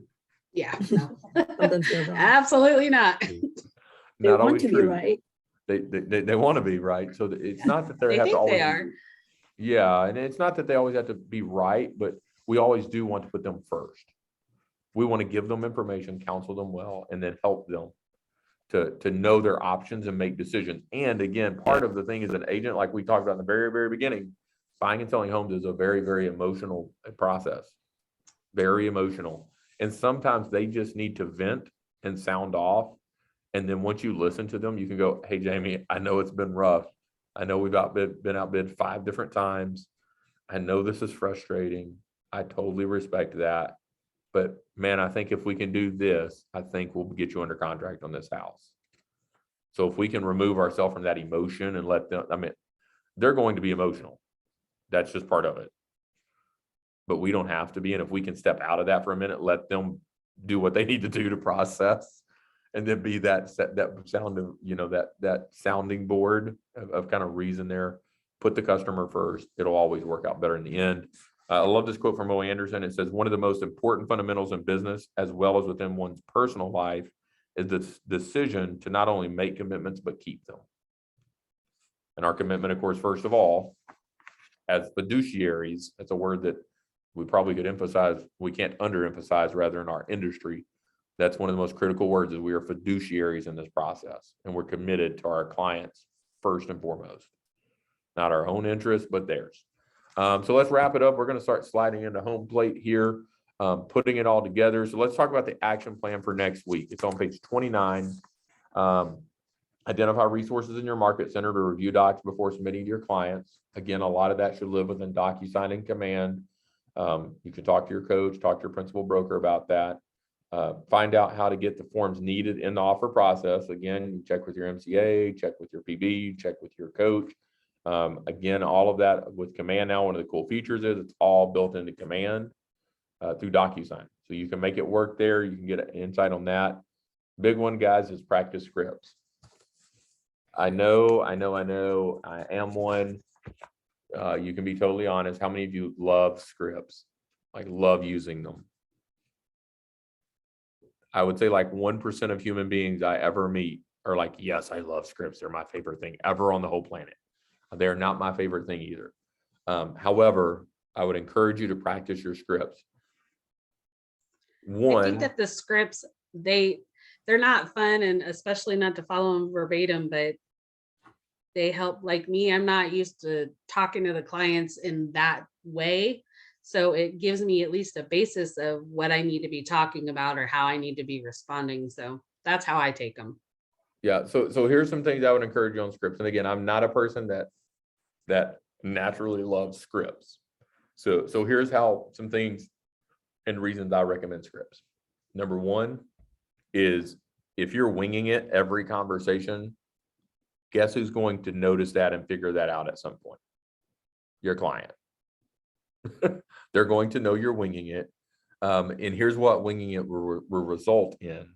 I had an experience with this early on when I did some listings. A script, if you operate off scripts and dialogues, think of it like a system. Okay, so how many of you have had a Starbucks in the last year? Okay, Jamie's had one at least. Jason and Wiz, do you guys drink coffee? Have you ever been to Starbucks? Free That's every brothers morning. here. Okay, right. So pick a restaurant. You can name whatever restaurant, Starbucks, whatever.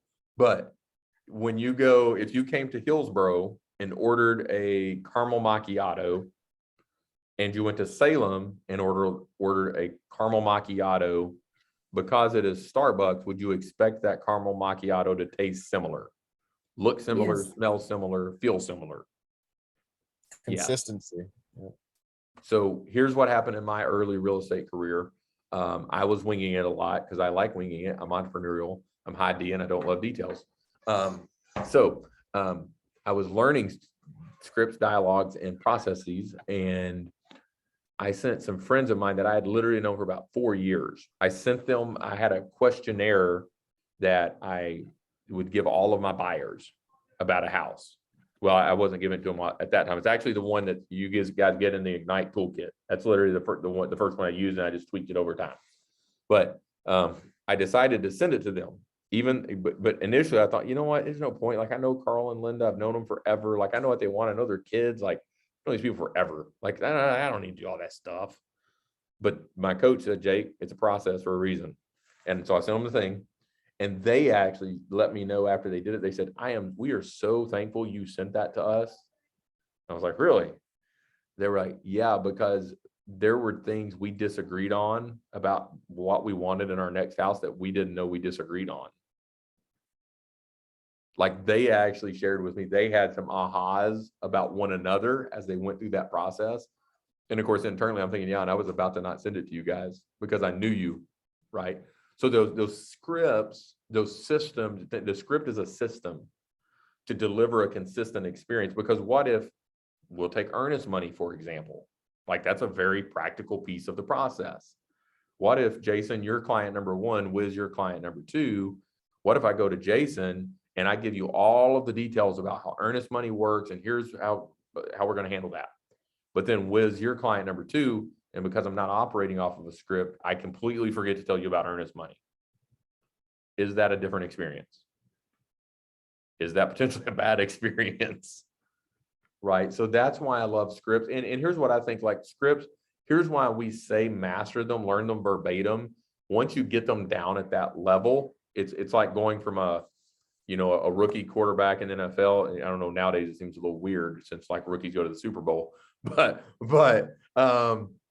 in the typical situations, right, there's those one-offs. In the typical situations, it's kind of like going from a rookie to a Tom Brady, right? Like Tom Brady gets a little more liberty to vary from the script, if you will.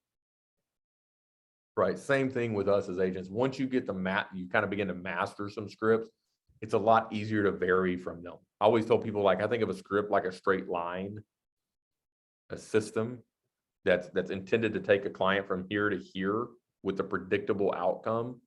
But here's the reality. How many conversations our clients follow that straight line perfectly? Like 0 of them. We talk about kids and the weather and the coast and blah, blah, blah. And we have our normal stuff. So when we know a script really well, we have the bones of that script to say, oh, hey, we've talked, we've had all this fun. Hey, Jason, what about, and we can pull a question from that script in to get that conversation back on track.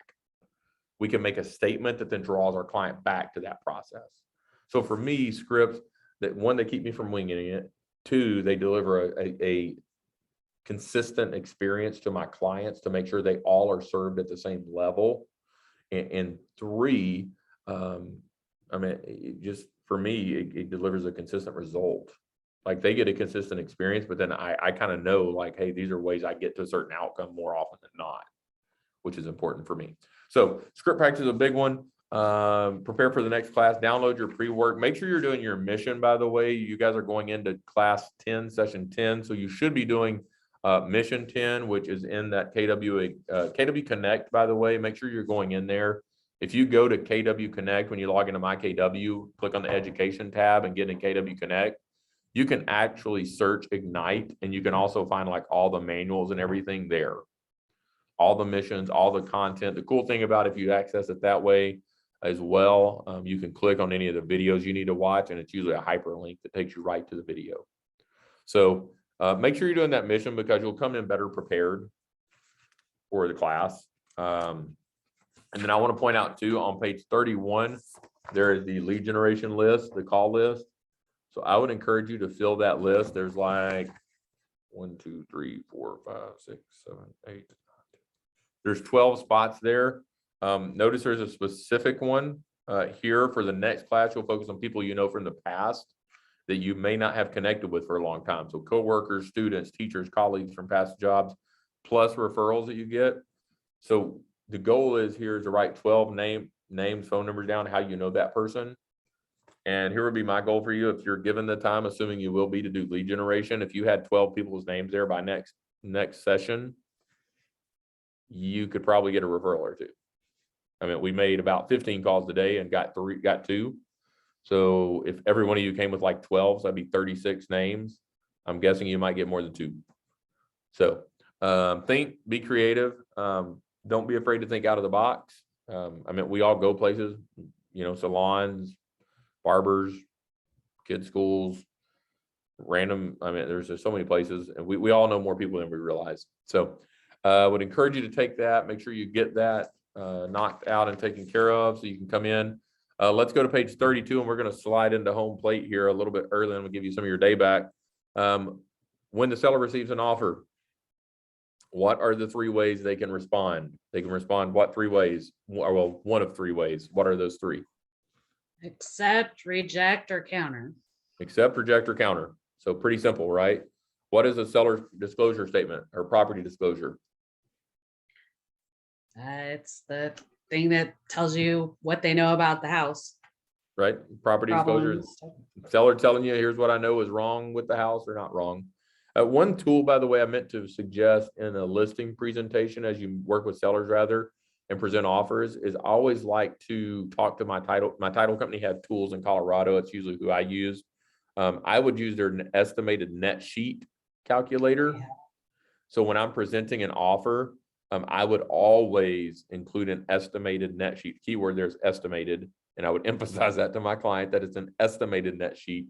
But that let my client know, hey, Jason, if we actually close this offer at $650,000 based on what you own the mortgage, closing costs, blah, blah, blah, you're going to approximately be receiving this much in proceeds.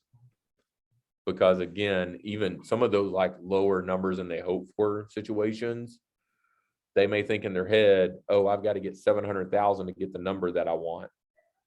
But then if you can show them that through an estimated net sheet that's accurate, that's pretty accurate. Oh, wait, you actually only needed 675 to get that net. Then that can set their mind at ease. So make sure to get a net sheet as you present to sellers as well. And I usually, for me personally, all of my title companies have always had like an estimated net sheet calculator. So talk to your PB, your productivity coach. Actually would be a great resource. Talk to your productivity coach, and they can probably tell you how to get those or find some free tools there. because those estimated net sheets are extraordinarily helpful when presenting offers to your sellers. Well, and I just answered that next question. What if you've ever seen a net sheet? What is a net sheet? Like, what are some things that are on there? Why is that helpful? Jamie, you may have seen one doing TC work. Yeah, the net sheet kind of just breaks down for them basically what they could potentially net, walk away with after fees and all that kind of stuff. Yeah, let me see. I actually have one. I want to just close these slides now. I want to see if I can. Oh, I had one pulled up for you guys. I just wanted to share one with you guys. Here we go. So let me see if it'll let me share again. Hey, Jason, I think you need to get some glasses because the rest of us have them. Need to fit All in. right. Can you guys see this seller's net sheet here? Yeah. Yeah, so this is one that was on one of the listings my team closed recently in Colorado. So you can see we got it right from the title company that we use there. It's actually online. It's a simple tool. So you can see the date again. I love that this one particularly says estimate only. So I always emphasize this isn't estimated, but you can see, I mean, this one has the sales price. It has the cost of the seller for the title insurance policy or insurance policy, the closing fees that the title company they're charged, owner's extended coverage, which is an additional policy on the title insurance the seller was providing, the commission for both the buyer and the seller agent. Here you got current taxes due, prorated, the payoff of the first home. Obviously, some of these other fees would populate if applicable, but it basically at the end of the day let our client know, hey, at the end of the day, the balance due to the seller after all costs are said and done is roughly $165,000. Right. So that's a really helpful tool because again, if our seller is thinking, hey, I need to get 160,000, to get 160,000, I need to sell for 400. Well, no, actually, if I show them this net sheet and they say, wait, at 380, I've actually netted 165. Okay, we're golden. I'm good. Also, some other things I love about using this tool, by the way, since I just forgot to mention it earlier. This helps eliminate surprises at the closing table when they see the estimated cost. What if they thought you were only getting paid $9,000? Or what if they hadn't done the math and they didn't realize they were about to pay $22,000 in commission? They thought they were paying 11. They hadn't really realized that the buyer's agent commission was included. Like, those are all conversations I would much rather have prior to the closing table. I would rather not have those surprises pop up right at the last minute. What is earnest money? We kind of talked about this earlier. What's earnest money? Good faith money, little down Good. payment. Yep, good faith. It's showing them that they do intend to buy that house. And just again, verify with your productivity coach and principal broker how the best handled earnest money, how it's handled. So you can be not like me and make sure to tell your first client the correct way it will be handled. Because it was a little bit of an embarrassing moment when I told them it would not be deposited, and it actually was. Thankfully, again, they didn't go negative and didn't incur charges, or else I would have been paying for them. So that's just good faith. Remember, if you do the daily 10-4, you do the math on Ignite, how many people should you have in your database by the end of Ignite? I don't know if you guys have ever done this math before previously. If you started with 0 and you started adding people to your command database and did your daily 10-4, how many would you have? Is it like 120 or something? Yeah, it'd be 200 plus actually. Plus. So by this point, about halfway through, you should be at about 100. So let's wrap up with ahas. The page is 33, ahas to achievement. Obviously, I want to encourage you to fill out your own ahas, but what are some kind of ahas or maybe things you're taking away learning today? If you didn't learn anything, I did not do a good job. I just learned a little bit more detail about things I already kind of knew. Yeah. So just more in depth. And I mean, I know when you haven't gone through the process yet, it feels somewhat theoretical. Like once you go through it, you'll be like, oh, that. Like he warned us it would be emotional. And then when you have a seller break down bawling at the table and you're trying to get them to sign documents and there's tears all over the document, you'll be like, oh, he said that would happen. How will you Yeah, the process the process of it, it's kind of clear now a little bit. Gotcha. So a little more clear, a little more confidence on the process. I love that because I mean, Yes, because again- I'm kind of like still feeling like what's after this, what's after that, like, you know, and what forms do I give them and what do I say to them? That's the Yeah. thing. I always like, what do I say? What if they ask, you know, if they ask this, what would I say? Like, That's my biggest thing is what to say. That's why yeah, it's kind of, scripts yeah. Because I help don't want me to, I with don't want that to give them part. the wrong information. So I'll be like, well, let me get back to you. Well, and I mean, honestly, I'm hoping all of you, if you're new, it sounds like most of you are newer. I mean, I would encourage you, lean on your PC heavily, the PC productivity coach. Like literally my 0 to 21, like 0 was at another brokerage, 21 was with Keller Williams my first year. The difference was I did Ignite twice actually. And then like I just did what my productivity coach said. I met with them weekly for accountability or bi-weekly. I don't even remember. But I met with him frequently for meetings on a regular cadence. He held me accountable to hit certain appointments and make certain contacts. And I just did what he said. But the result was year 1 at Keller Williams, I crested 6 figures and closed 21 transactions. And that was an average price point back then of like $6,500. So if you close 21 in today's dollars, you're probably up in the $200,000 or $300,000 range. Looking here, what are some things you would like to put into action? We mentioned script practice. Any other action steps you feel like you should take based on today's session? I know I need to do more of the contact stuff. That's my biggest. Not that I'm afraid to talk to people, but I don't know how to, I guess, just blindly call somebody and be like, hey, know anybody needing to sell? You know what I mean? Like, I don't know. Well, That's what and I'm I'm in struggling the same with. boat. Yeah, same with me. Yeah. Yeah, well, if you do have a small sphere of influence because you've recently moved or whatever, I mean, just remember, like, part of the goal of Ignite is adding people to the database. So some simple tools, by the way, in your tool belt, because you're a Keller Williams agent.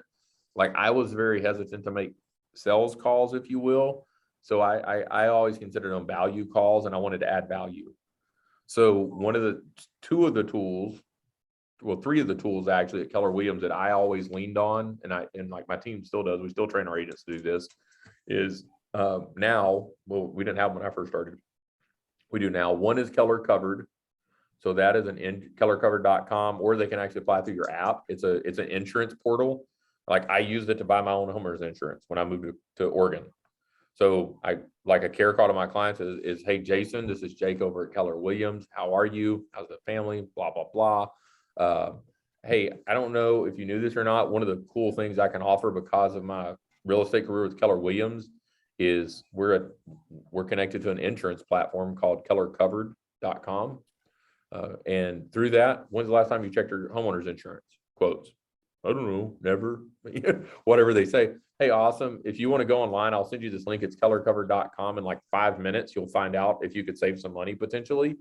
And since I'm here, I just wanted to offer that to you. Would it be helpful to you to kind of check and see if you could save some money? No one's going to say no. Is that available to anybody, or do you have Yep. to, Just Keller Williams. any Yeah, I mean, person it's at available all? to just Keller Williams. Yep, no production.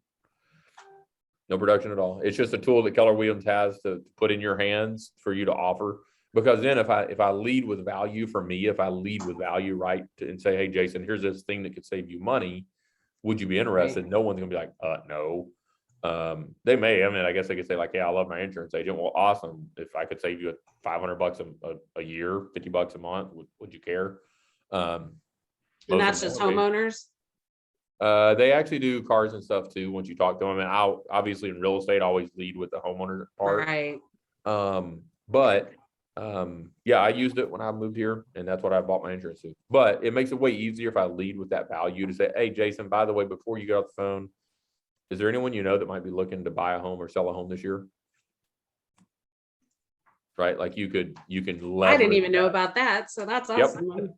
Another thing is if you do have people that have kicked around the idea of buying is Keller Mortgage. Hopefully you've heard about Keller Mortgage. So no cost refinance or purchase if it's over $150,000 loan. There's no loan origination fee. They get $1,000 credit back at closing. So again, I mean, rates have been climbing up. So not a, I mean, the refinancing conversation may be slowing down some. However, if you have people like, Jason, you were mentioning you got a couple of referrals, what they're looking to buy as a new agent, one of the competitive advantages you could offer is, hey, I've actually got this great mortgage product called Keller Mortgage. Now, talk to your productivity coach, your local team leader, but I would say talk to your productivity coach and get more details if you want it.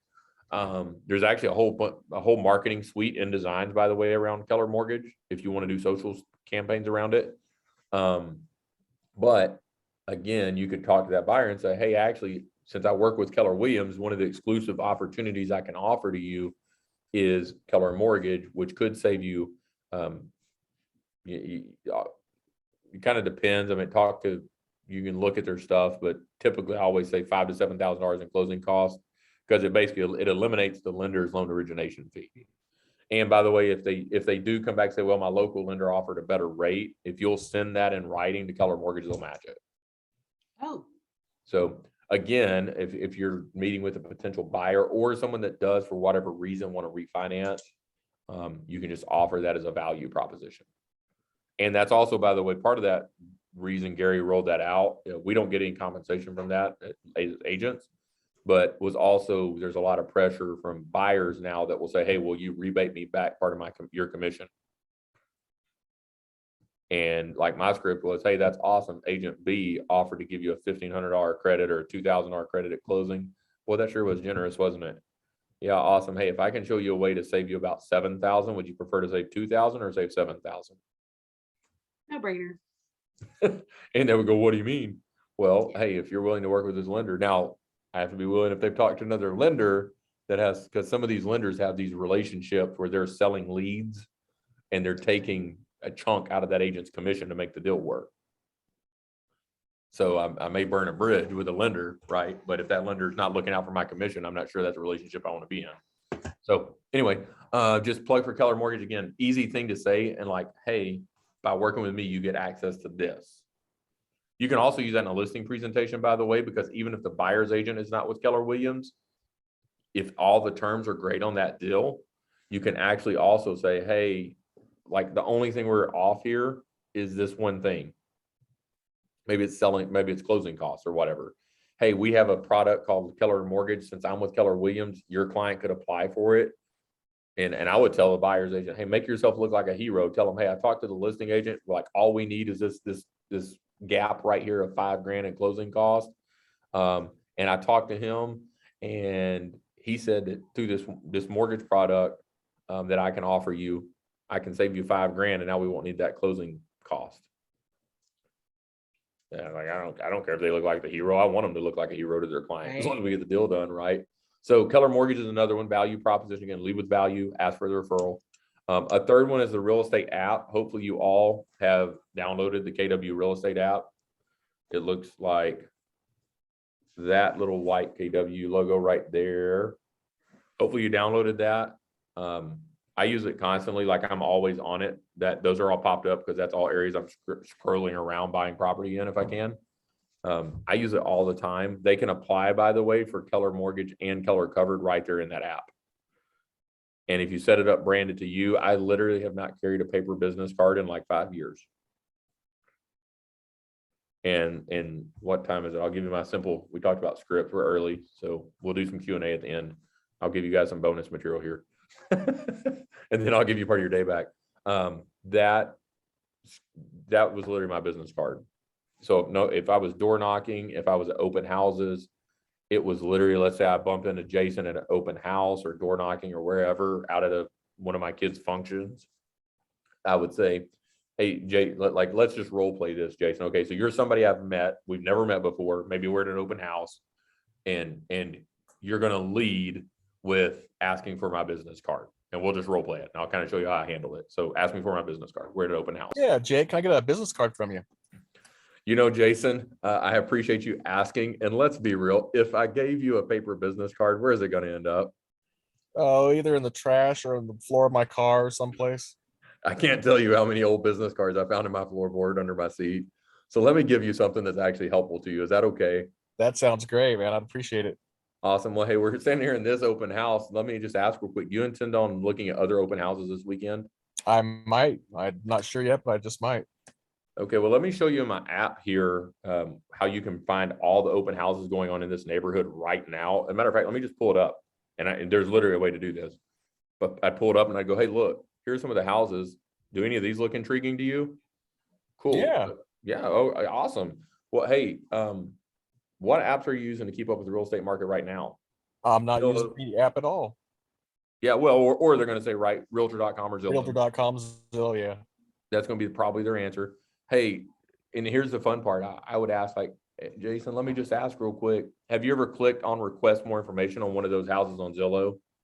I have not on Zillow, but I have on Realtor.com, and I've never been responded to, not a one single time. And that's All true. right, That's well- actual true. Well, and that's a unique experience, right? So they may say that. Here's what I often get is like, oh my gosh, I did. And like 15 random agents that I've never met in my life blew my phone up. What is the deal with that? And I said, well, what happened is they just sold your information. All of your personal information just got sold to 15 realtors you've never met. How does that feel? Yeah, terrible. And they're usually like, "Ugh." And I'm like, hey, so I want to send you my app instead of that paper business card you're going to throw away. I'm going to send you a link to my app right now, which by the way, from in the app, it says share the KW app. And you can literally text them a link from right within the app. So I would say, hey, let me send this to you right now via text. What's your phone number, Jason? Chick, chick, chick, chick, chick, chick, chick. And then I would put in the text, hey, Jason, great meeting you at the open house today. Here's the link to download my app. Can I call? I'll call you to follow up and see if you got it downloaded and get some feedback. And I text you. And if I don't, now, by the way, I'm going to work to set an appointment with you if you're not represented, right? I'm not going to sign cross, but if you're not represented, I'm going to try to get an appointment. For sure. However, if I can't get the appointment, my last resort is I've now captured what? My information. Phone number. Phone Your number. name and your phone number. Yep. And by the way, I just basically got permission to follow up with you.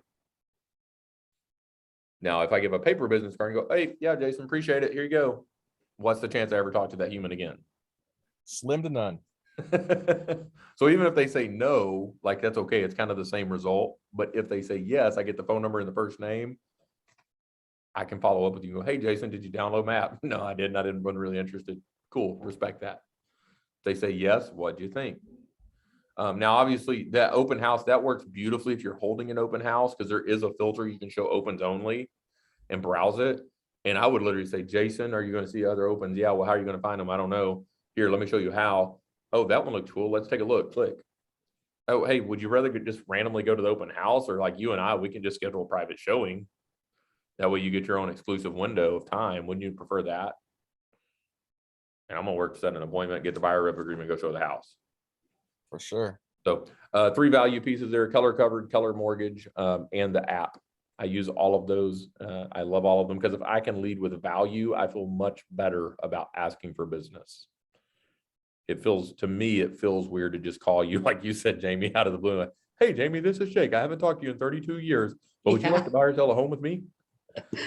That feels funky, right? Whereas I can say like, Yeah. hey, I'm super excited. I've launched my real estate career with Keller Williams. I'm so excited about my new career. And because of my affiliation with Keller Williams, I wanted to let you know about some things that could help you. And I could spread that out, right? I could do the whole dump at once, or I could pepper you with 1 month it's Keller Mortgage, 1 month it's Keller Covered, next month it's the app. Like I would maybe lead with the app because that's something everybody loves to play with as a real estate app. Maybe lead with the app, however you want to pepper it in, but that gives you almost like a 3-month contact plan right there. Like you could email them, hey, did you get my email? Email them, hey, did you get me? Text them, hey, that you can do all that. So let's keep rocking and rolling. Let's wrap it up. So hopefully you look at page 34, you can kind of see there's a checklist here to start. Hey, what's the different skill sets? When are you going to start implementing them? And then if you've already started, how can you continue to master them? There's some suggestions on KW Connect on page 35. It's got a few videos to watch. By the way, maybe highlight KW Connect. You guys can't necessarily appreciate because how long have you guys been with Keller Williams? I know I know when you got here because you're at my market center. But how long have you guys been? I see 4 for Jamie. What about you? 3 weeks. Okay, gotcha. So Oh, mine's years. I've been here 4 years. yeah, so KW Connect is light years improved over where I found it when I started at KW 8 years ago. There's content with Gary Keller interviewing some of the highest producing agents in the entire real estate industry. Those are called Life, LYFE. But there's literally, they just implemented an on-demand learning track that's about lead generation. There's a ton of content in KW Connect, and it's you can go browse there there's literally more content than one human could ever get through. But you've got some specific ones here on your sheet that it recommends getting to. I would definitely browse around in those. There's also, by the way, in the marketplace, if you go into command, there's a little, looks like a circus tent almost, in the black header at the very top. It's like a little storefront looking thing called Marketplace. There's actually, I believe it's a 2-part free class series on how to use command in your business. Of course, since you're part of XBN, Morgan has also put together several that take command in 2-minute videos and several trainings as well. But so there's tons of content between KW Connect and then what we're doing at XBN as well. There's a ton of content for you to do on demand whenever you want. So that's all I've got today. Where I know my schedule said till 4, but I'm not going to take you to 4 unless you guys want to hang out. But I did want to ask, what questions can I answer for you? I know getting started can feel a little overwhelming and intimidating. I'm happy to hang out to 4 and answer questions if you want to. If you don't, I don't care. Either way. Well, in the beginning, I asked, what's her name, Myra or so, whatever. Yep, Mara. I missed the Ignite classes last week, and she gave me like a path to go find them, but it isn't working, and I'm not finding what she was talking about. Yeah, are you on the KW Tech Help website? Yeah, I went to the KW Help, and then she told me to click on, oh, darn it, I shut out of it. Oh, so you get to the things where it has all the missions and everything, and you're supposed to like click on the mission, and then down below it's like a link that says daily104.com or something, and it takes you to the tracker page. I found it Not one what- time. I found it once and it says all Ignite recordings, but I haven't been able to find it since. I think it was in like KW Connect, and then I'm trying to track it down now, actually, while we're looking. Hard to find. I see, I'm on my mobile phone, so I'm trying to see how it looks here. It's a little wonky.